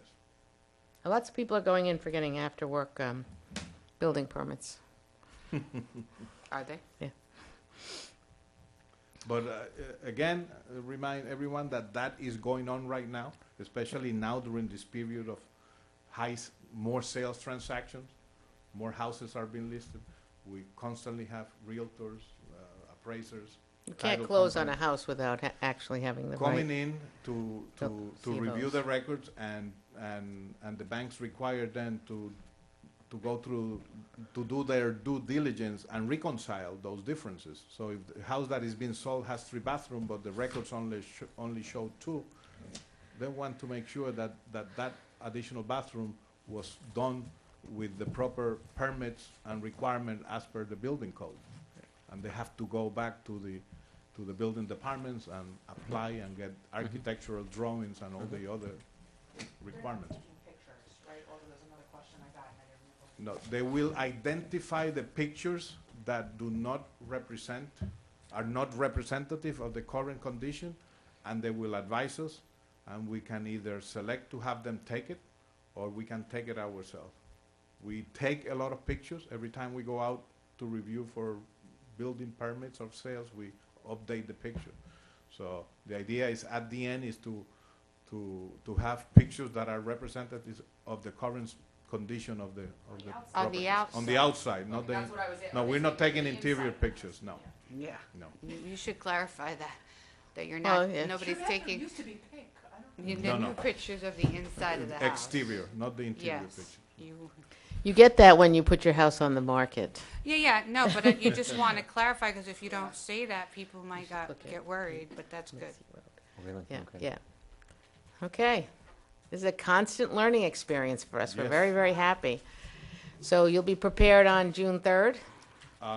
Yes. we will Because on have- June 3rd, you'll be getting, everybody will have their postcard, so I'll be Yes. bringing in my but it will- postcard to you- show the world, we will- right? We will have a similar.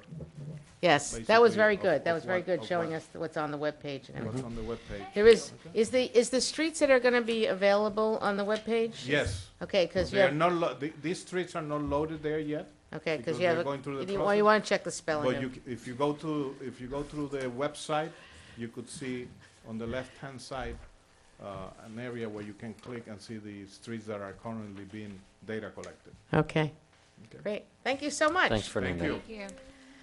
All right. Oof. Okay, so I want to hand each one of. only 3. Yeah, but we're not doing, we're not not doing doing five the, and six. we're not doing 5 and 6 because Wayne went to the planning board meeting instead of coming here tonight. Some of them were going to be fast. This one is not going to be that slow, but I do want to make sure that you have it. This is, the next issue we're going to do is the proposed zoning changes to satisfy the HUD requirements. Now, did you get the latest and the greatest one? It's right off of, I made copies too. And I've never seen it. Last page of one of your copies. You know, is- through it. That's what I was looking for. Of go course. up Osage Drive West, and then it's one of I the. think they all have one. That's yours. What's yours? Yerkes. Oh, maybe So, that's possible. as David Stolman from Frederick P. Clark has been working on this with us, as he does everything from the the possible zoning amendments, and then we had the meeting and we sat down here with him and we went over that they were not so significant that we felt we couldn't move forward on it. If you look at your third page, we're up to next steps. And the next steps, which does somebody have it where is all handwriting on it? Because that would be my copy. Hold on, I'll find it. Here it is. Yay. The next steps would be, one, to prepare a local law which will be used to implement the proposed zoning amendments above. And David Stolman will be putting that local law together for us. He, of course, did all the comprehensive plan, which will be a really quick issue on this thing. He will also be preparing simultaneously the environmental assessment form, the EAF, to be used to analyze this matter in accordance with the State Environmental Quality Review Act, which is SECRA. Please see the SECRA flow charts, which we have up on the webpage. Do we have the SECRA flow charts up on the webpage? David Stolman will be taking care of that. He expects that part of the project to last 2 to 3 weeks. He will have that part done by 6/6/14.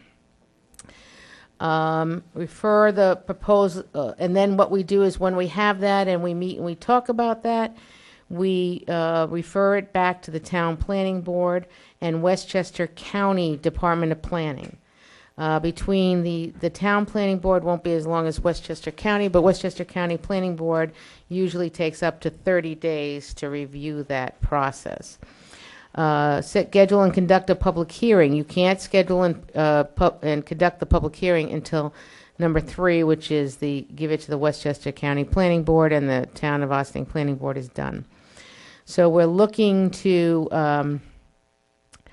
so call for the public, he said we could call for the public hearing on 6/10/14 as long as everybody's happy, and have the public hearing around July 8th. We predict that this will be, we'd have it back from Westchester County, and we will ask Westchester County to expedite this too.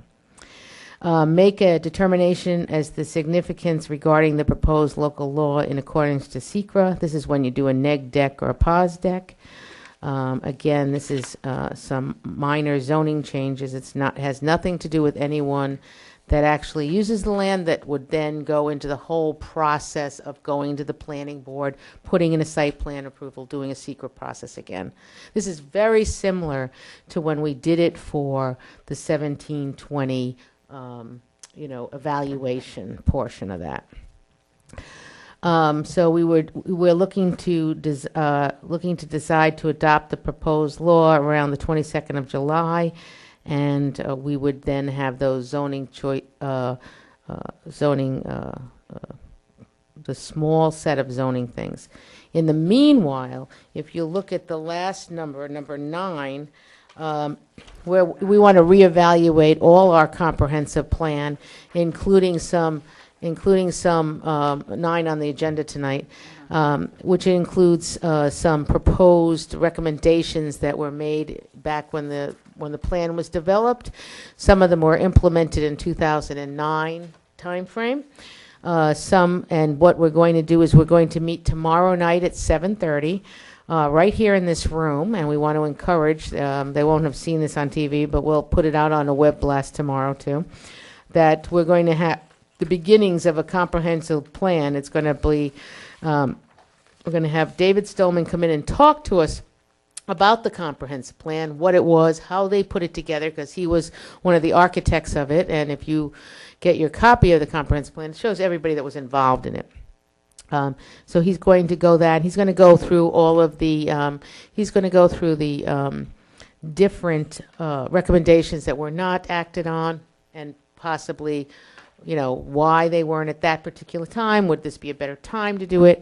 And what our action plan should be to review the entire comprehensive plan, so we're sure we're all comfortable with it. So that will be tomorrow night, Wednesday, the 21st, 7:30. Because we have something on Thursday too, right? We do. BDC. Oh yeah, business development. BBC. Every night. We're out every night this week again. Business development. Yep. Not, some of us are. Right. Don't believe that you're the So- liaison to that group. Can No. I ask you a question on that? Yeah. No, I'm on the BDC. Yeah, go ahead. Lucky, yeah. Yeah, yeah. I it's saw okay. the eyes squint. Yeah. No, long Yeah, week. yeah.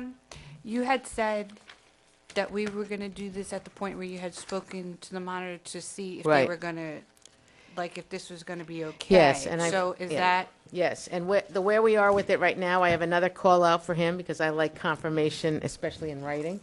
But where we are right now is that, as you're aware, the legislative body of the county is taking it upon themselves to work with the monitor and HUD and everything.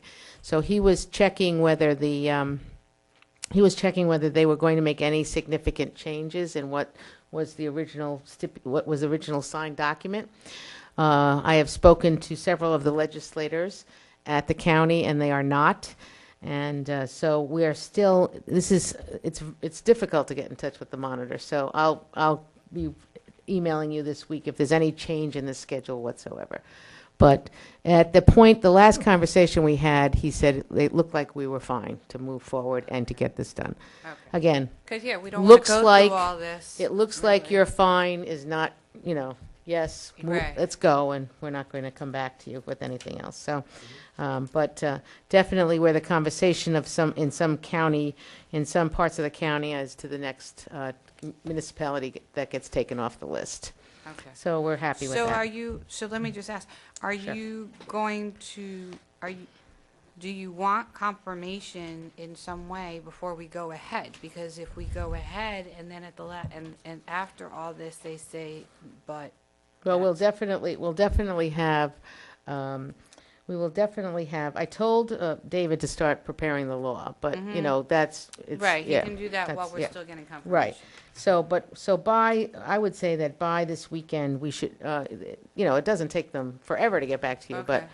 we should have some information. He did say give him 2 or 3 days, and that was the end of last week. So today is Tuesday of this week, so we do speak. We're very informal with each other anymore. I don't call him Mr. Johnson anymore. Mr. Monitor. Yeah, Mr. Sir. Okay, so that gives you a little bit of update as to what we're doing with that project, gives you some dates. Again, we'll put it in your packets for this weekend so that you have that on, and you can mark your calendars accordingly with that. Okay. We're going to skip 5 and 6 tonight. We're going to table those. That's removing the town municipal parking lot number 1 and the town code, because we felt it was much more important that Wayne Spector, who is our planning attorney too, go to the planning board meeting. Any word? Any word? Okay, that's fine. Okay, so we thought that was very important. Okay, so and Maddie wants to speak a little bit about MS4 stormwater, which is also the second topic on our June 3rd town hall meeting. So, Maddie, you want to talk quickly about that? Sure. This will be very fast. I have 2 hard copies if anybody on the board needs to just take a look at it quickly. Basically, what this is called the MS4 report. This is something that we have to fill out every year. It goes from mid-March. So this report goes from mid-March of 2013 through March 9th of 2014. So basically, this is a collaborative effort with a bunch of different departments. This is also, I'll put it on the website tomorrow in draft form because, we still are anticipating that there might be some changes.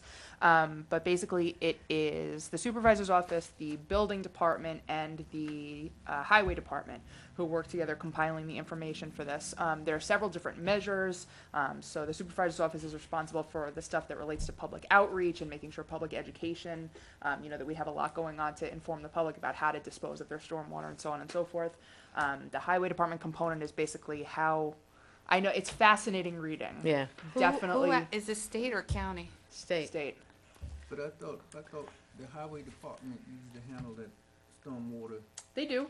Yeah. So there's like I was saying, there's different sections. So I think there's For this 7 or MS4 8. report, So they so they do the sections that have to do with which catch basins have been cleaned, and some of the I'll give it to Northern. the things that they hopefully are not picking up in the stormwater that's tested, and then the building department. Hey. John Hamilton just kind of confirms for us to make sure that building codes are being followed in relation to stormwater for businesses, grease traps, those kinds of things. So we have a consulting firm that helps us prepare this because it's pretty monstrous. And they do an excellent job. And one of the gentlemen, Mike Ritchie, is going to be here at our legislative session on Tuesday night to just sort of go over it briefly with you in a more formal way. But I just wanted to sort of see if there were any questions that we could compile for this evening to maybe help him prepare a little bit better, and just sort of let the audience know that he's going to be with us on the 27th, which is next Tuesday night at the courthouse at 7:30, to review this year's MS4 report. And just so you understand that the report will be on the webpage, so anyone that wants to look at it and go over it. But some of the things that we're responsible for is like Earth Day, and how do we teach people about environments, and what kind of documentation do we put out there? We have a great survey. It's at the clerk's office. It's in our office. It's on the website. That we'd love if people would fill out. So we're going to bring it with us to the town hall meeting Absolutely. on June That's 3rd. right. So I should just get off the site? I was going to ask you for a copy. Of the survey or of the No, MS4? of the report. Yeah. Here, You can here. take the hard Oh, I copy. didn't get It's, it. it's on the Yes. FTP. We'll get It's, your copy. it's all over. I didn't do it. I didn't. Sorry. Okay, That's it. so thank you. We did table already, and we're going to continue tabling because it's getting quite late tonight. The removing of the town municipal parking lot, and we'll put that on the next one. They were a little worried about you. They thought maybe. Did it go all right? I'm happy to report that I'm safe. I haven't been harmed. It went very well, Good. if anybody's interested. I mean, I thought it was very informative. I mean, obviously, there's still a huge amount of work to be done Huge. in connection with the project, and I believe that at least some people were, understood and were satisfied with the fact that there's going to be a very complete environmental review process, most likely, almost definitely with a DEIS, which is going to. There's going to be a pause. I mean, look. I mean, again, there's a process, so the process will entail. But I do believe it. That it's pretty much understood that the likelihood of a pause deck is great, and which will then we'll have a scoping session, which will then follow through. The scoping session will be extremely educational. I think very satisfying for most people who are concerned, and then the process will go forward as the process goes forward. Was the library full? Large crowd. Good. And there were people who a couple of people got up and thanked I think the board, the town, for making that room available for the for the meeting, and I think it was positive in that there was opportunity for people to speak, and all sides got to, and it was very, I thought it was very civil Great. and courteous, and that was I think wonderful. a big difference is having a room that's big enough, having not microphones, hot. You're not having ventilation. You're not hot. I'll tell you though, you put 200 people in that library, it gets a little warm, and go to those concerts, and it's I agree, I think- turn the air on, and they go, it is on. It is very true. I think the venue made a big difference. The venue makes a difference. The mics make a difference because people need to hear what people are saying. So, Tom, thank you for staying and being here with us this evening. Our last topic of conversation, and if you could come up and help us, you could come and sit next to Wayne if you want to. You don't have to stand at the podium. Is just to talk briefly about how we have now had demos of the two credit card systems and what our next steps are of putting a whole comparison together of these two systems so that we can make a really good business decision as to what is good for this community. I thank you for coming, Councilwoman Jeffrey, for coming to the first one, and the second one was interesting. It was a much smaller crowd, but it was. I know that Tom took good notes, and I just wrote a couple of notes down, Tom. Let me find my notes now because I was trying. Oh, here.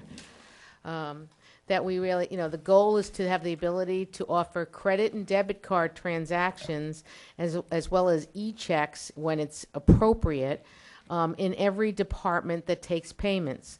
These payments would also be available online. So if you came in and you were buying a dog tag, or a dog license, or a hunting license, or a marriage license, since you do wrap hunting and marriage together, and dogs, that you would be able to pay with a credit card. And in 2014, many people, there was an interesting article on the news not too long ago that the average person carries 0 cash with them, and most people carry less than $20 with them. So, that would be me. So I just wanted to give a couple of numbers out, and then maybe, Tom, you could go over what our next steps would be, okay, on how to handle this. Still need to complete the numbers so that we understand what each transaction will cost with the two systems. We're going to line the two systems up side by side for debit cards and credit cards. Now, when you use a debit card, when you're using a debit card with a municipality, you're going to have to use it with, you're going to have a MasterCard or MasterCard or Visa logo on it. It won't be just a regular debit card. We do never ask for your PIN number. It will be taken in as a debit card, which is a much lower transaction fee.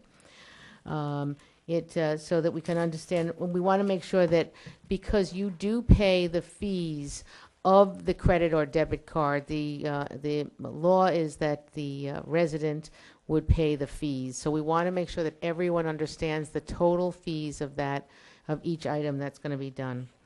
We will be calling references for both companies and looking over the options that will be available for the future. We saw some very interesting things that were future, not too distant down the future, because if everybody now realizes technology changes overnight. I mean, I saw a sign in a window the other day that said, discounted tablets. I'm going, if you're discounting tablets, what's next? What is the next thing down the road? Computers yet. But one of the things would be like mobile payments. Like I now have my Con Ed is on my cell phone, and I go in and I pay and I can constantly find my bill, and I pay my Con Ed bill online through that. And that's for some people. Some people aren't going to want to do that, but some people are. Some of the other things that we'll be checking on, what is the true e-check cost? Whether you call it e-check or something else, it's e-check. It's electronic check. How many days does it take to hit the town's accounts? Is there going to be an extra cost for batching the checks and the transactions so that it balances to your daily deposits? Because you can imagine when it comes around tax time, there's massive deposits going electronically through the systems, and they want to be able to do that. And one of the good things was about, scheduling payments. So if you were going away on a trip, you could schedule your payment to go to the bank. Tom, do you want to talk to us a little bit about your thoughts and about next steps, please? Yes, thank you for inviting me tonight. Thank you for coming. The system that the tax receiver uses, expresspay.com, which is currently on the town's website, one of the interesting things that we had found was that debit card transactions are actually processed as though they were credit card transactions. Right. So the user is still paying the same percentage fee, 2.8%, I believe, for debit cards as for credit cards, whereas with the official payment system, those debit cards are actually processed as debit cards, and it's only 1%. And there's also a difference between the two systems on the e-checks. The current system on the town's website for the tax receiver, the e-checks are $1.50 per transaction, but one of the things, and with official payments, it is a little bit higher, but it was 2 1/4. Yeah, it was 2 1/4. But part of the system, when people actually get online and are entering e-check information, the system is actually verifying that the routing number and the bank account number are valid numbers, and that there is a balance in the accounts. and that greatly reduces the risk of somebody entering in incorrect numbers for their routing number or the bank account number. And a danger is, you know, if people are looking to pay taxes on the last day of the month and they put in a wrong number, basically the check doesn't go through. And so they'd be incurring the penalty that's associated with being late for another month, which could be, I believe, 10%. Can I ask a question? Did we ask that question of Express Pay, and they said they didn't do that? I don't remember that coming up. Well, again, we're going to check everything. I don't remember us asking them specifically whether or not when someone puts in their information that it does or doesn't Does it check. do a positive They check? did ask, they did say that, you're Positive right. file I check. don't think we asked them that. Correct. We didn't ask them specifically, and I think that might be something that we need to verify. Okay. When we put the list together of the two different systems, we'll ask each one to not give them the other system, but just ask them to verify that everything we have down there is correct. Yeah. And also, Express Pay does not allow for American Express, whereas official payments for the same percentage does offer American Express as a payment option. The percent could be even less. I think it's 2.6% with official payments if you want to exclude the exclude American Express. And official payments also spend quite a bit of their time showing their website and how people can create user accounts and look at the different transactions, and this is where the scheduling of payments in advance would work and such like that. You know, from my other job on the village side, we see this as being something that's very helpful, especially for the water accounts, because people will get a better understanding of their water account activity and look at it on a history basis, much as people see on their Con Ed bill currently. So I think we'll go to next steps now. So next steps would be for us to put these two. Did it get suddenly warm in here? Oh, it's not cold. You're Yeah. right. It's not cold. Well, no. It was so- quite cold before. Yeah, it was and, cold, So, yeah. so anyway.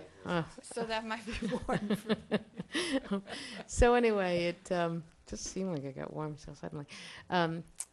So what we'll do, Tom, is if work together to share with you what first we'll put together. These are what we have side by side, but send it back to the two account managers and say, please confirm that this is everything, Right. that our numbers are correct, and this is what it's And included. your services are right. correctly And, referenced. and then we'll do it to the other side, and we'll submit, and we'll send it out to you so that we can make a decision sometime in early June, so that we can start this process going of having credit cards. So Eric, you weren't at the expert, because what I remember is, so as Tom said, ExpressPay doesn't take Amex, but Right. Official payments. Official payments does, and the percentage rate for the credit cards for ExpressPay and official payments is the same, even though official payments takes the Amex. So And Amex is still at like a 2.8? It's still at Yes. 2.8.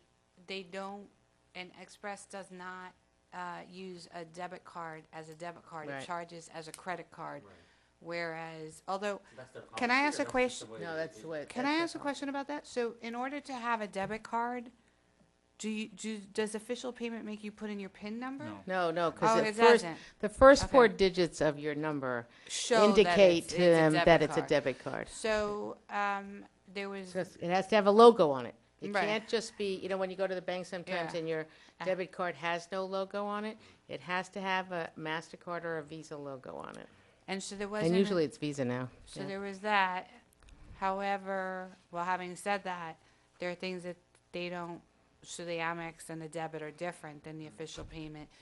And so the only thing is that ExpressPay said that they would possibly work with lowering the interest rate of their 2.8 if we widen the services, but I don't know if that overcomes. Yeah, but it's, yeah. I don't yeah. know if that, Yeah, yeah. I don't know if that overcomes the fact or the lack of taking the Amex and the debit card being a different amount. So- One of the things that happens to me is that I have high maintenance contracts, that are in over $10,000.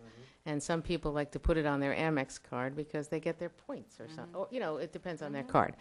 But anyway, let us put it together, and then we'll confirm it with the people, and make sure that we have all our I's dotted and our crossed T's, because was the yearly maintenance fee, which then one company had and one company didn't have.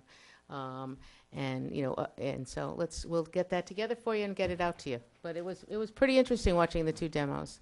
Which company did and which company didn't? The current company that we have right now in the tax office charges $495 a year, like as a support contract, and the other company did not have said support didn't charge you for that, because he said all we're looking for is they keep the whatever they charge you, the 2.8%. Does official payment take Discover? Yes, they do. Yes, they both take to Discover. Yeah. Is there like a long-term contract, or is it, at will, you can just No, cancel when you want? it doesn't seem, because we were asking, because last time when we were here, Gloria had said she just signed a contract, and I questioned her. I said, "No, you signed a contract because, whether you're elected or appointed department head can't sign contracts." So she said, no, I just signed the maintenance contract. Here comes the air again. There it is. Yeah, it comes in and out. So I did review an official payments contract for the village. Right. And there was no locked-in No time frame? period on that. Good. That would be Okay. good. I think it's just gonna help people. We want to make it the other important thing is going to be for everyone to review the screens and everything, and the department heads, and that's why we invited them to these meetings, because it's going to be them that have to, it's not like when you go into a supermarket and you swipe your card and it's like a cash register. They actually have to punch some stuff into the screen, so it has to be the easiest screen for them to punch into, too. Oh, yeah. Can it also be done manually? Like, sometimes you can fill out a form and then, say, fax it into an office? Or is You know this what, only... we'll have to ask that question. Can you do a manual input, like from, and you get a emergency zip-zap machine? You know what I mean? The really old days? Mail the number in. You mean like actually somebody Call in could for actually authorization? call in Yeah. and do the transaction over the phone? Call in. I think we can.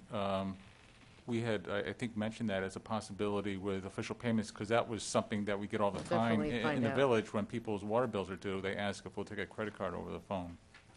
Okay, so we'll find out if both companies can do that then. Good. Anything else on your punch list? Anything else? Oh, yes. Do you want to do it here? Yes. Yes. Yes, thank you for indulging me tonight. I Hey. do have something that I'd like to have the board act on for the next legislative meeting. As you know, Did you not want it? yes, there actually was, there was an extra one. Oh. Yes, now I'm cold again. Oh, feels good. Yeah, yeah, I do too. No, it's one page. We had talked about previously, we talked numerous times about the cost savings to the town for paying off the serial bonds on the public safety building, especially now that it's been sold. The town is holding $1,475,000 from the proceeds of the sale in the debt service fund, and under local finance law, we have to use that money to pay off the bonds. So we've been waiting for May 2014 to roll around so that we could actually call in the bonds on the 2003 bonds that were issued. And the backside of this is a resolution, but I wanted to just go over this chart that's on the front, because there's actually an It all depends on what you thought was the front. there's a chart here. Yeah, it's true. Same thing. It's the Well, same thing. okay, on the resolution, it's a table, not a Yeah. chart. But this was an interesting exercise because when we sell a serial bond, it's a consolidated bond issue. Right. And like back in 2003, the original issue was $4,736,000, of which a little bit less than $3.5 million was a public safety building, and that's about 73% of the total issue. A lot of the portions of this bond was for items that had shorter life, and you can see on the top of the sheet, we ended up paying off the storm drains in 2014. We've got 2 more years of highway servicing roads. The dump truck's paid for. The street sweeper has a little bit more, and then the water and the sewer, have about 4 to 7 more years, and the public safety building goes right up to 2023. So now we're at the point where 90% of our annual bond payments are for the public safety building, and so when the bondholders are actually just buying a consolidated bond certificate, and we can't just call in just 90% of an individual bond payment. We actually have to call in the entire certificate. And so on the lower left-hand part of the sheet, it actually shows that as of this date, the public safety building has remaining debt of $1,747,000, and there's still $188,000 in bond payments for all the other funds through the year 2021. And so we have to look at that $188,000, and we have to try to find a specific bond payment that we can substitute for this $188,000. And that's where I had the 2 options here that I had presented to our bond counsel to look at. And we're actually able to use option number 1 that allows us to substitute 1 bond payment in the year 2018 to accommodate all these other bond payments.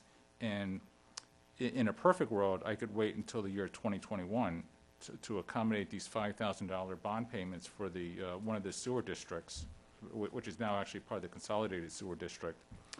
But we figured that there's enough fund balance that we could actually pay that final $15,000 in the year 2018. So that's where I picked that 1 bond payment, which is $225,000, which is actually a little bit more than the $188,000 on all these other smaller purposes, but the difference would be the public safety building. So we're not able to actually retire all the debt for the public safety building only because we have to work around these annual bond payments and try to find the best fit for the town and save the most money.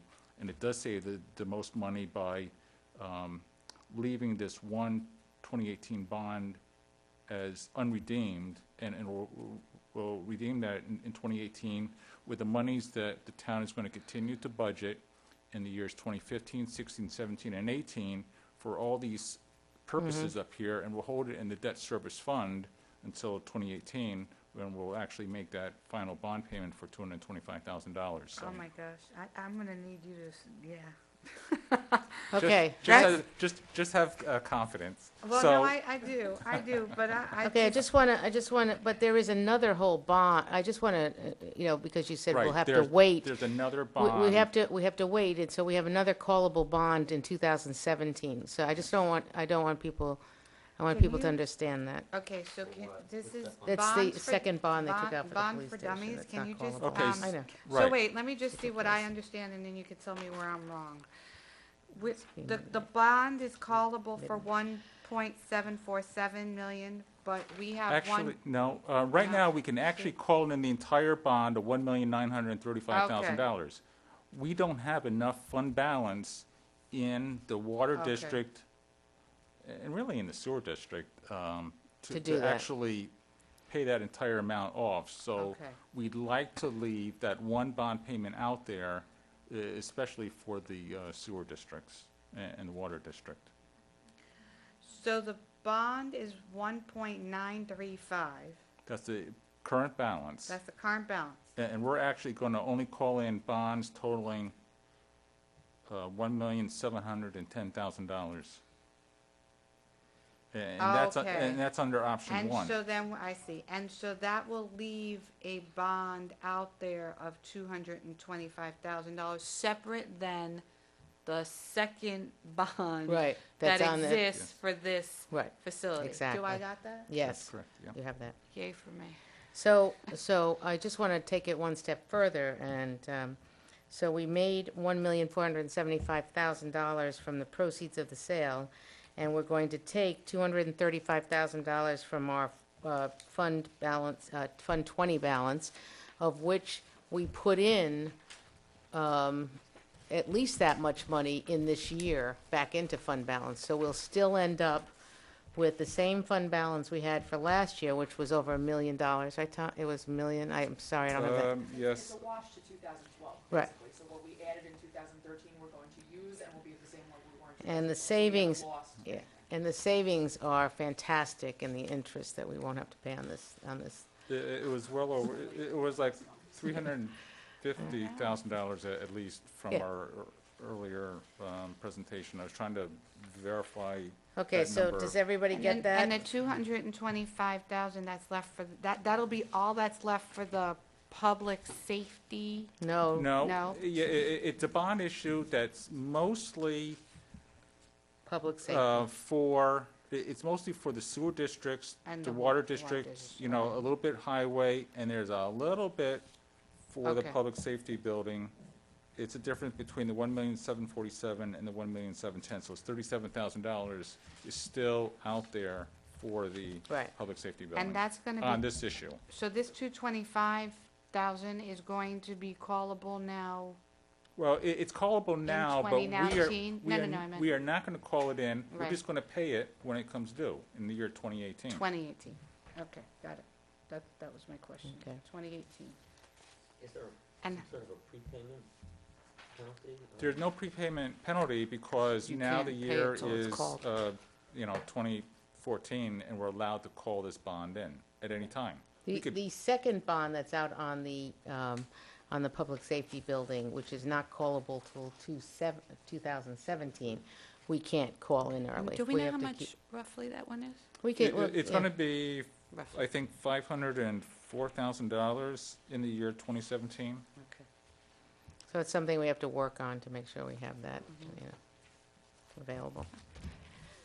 Thank you. Okay, so. So um, on the other side, on the front So side of I've your written a paper- resolution which I need to Yeah. have Maddie review it, I need to have Dale review it, but basically, it talks about this document that we actually had to issue that was sent to the depository trust company that actually instructs them to track down these bondholders. And Right. it's not that hard because all bonds are now registered, so the DTC knows, who's holding these bonds, and they have to give the bondholders 30 days' notice to tell them that the town is going to redeem the bonds, so they're going to, lose out on these high interest rates, which was on this chart. Right now, we're paying between 3.5% and 4.5% interest on these bonds, so that's where the huge savings is for the town by calling in this bond and not having to pay these high interest rates, which the bondholders love to get these high interest rates,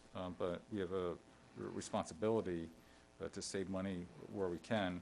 And so we're going to call in these bonds because we have the resources to call them in, and because the bond is callable. So they're in the process of notifying the bondholders, and the magic redemption date is June 23rd. So this resolution. So this Every resolution day. talks Every about. day. What's the redemption date? What's the redemption? Well, this resolution talks about the process, and it also includes a budget modification Okay. to appropriate fund balance in the town outside general fund for the $235,000, and it also appropriates the sale proceeds, $1,475,000, and it provides the appropriations to allow us to actually make the bond payments. Good. Thank you. Thank you. Thank you for getting this done. Thank you. This was a little bit of a challenge getting everyone to do it because, not often do people call in huge bonds, so I'm. Challenge for Tom Warren.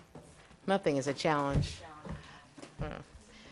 So anyway, wow, that was a very, very good meeting tonight. A lot of, yes. Yeah. Oh, it's like a surprise. It's actually not really a surprise.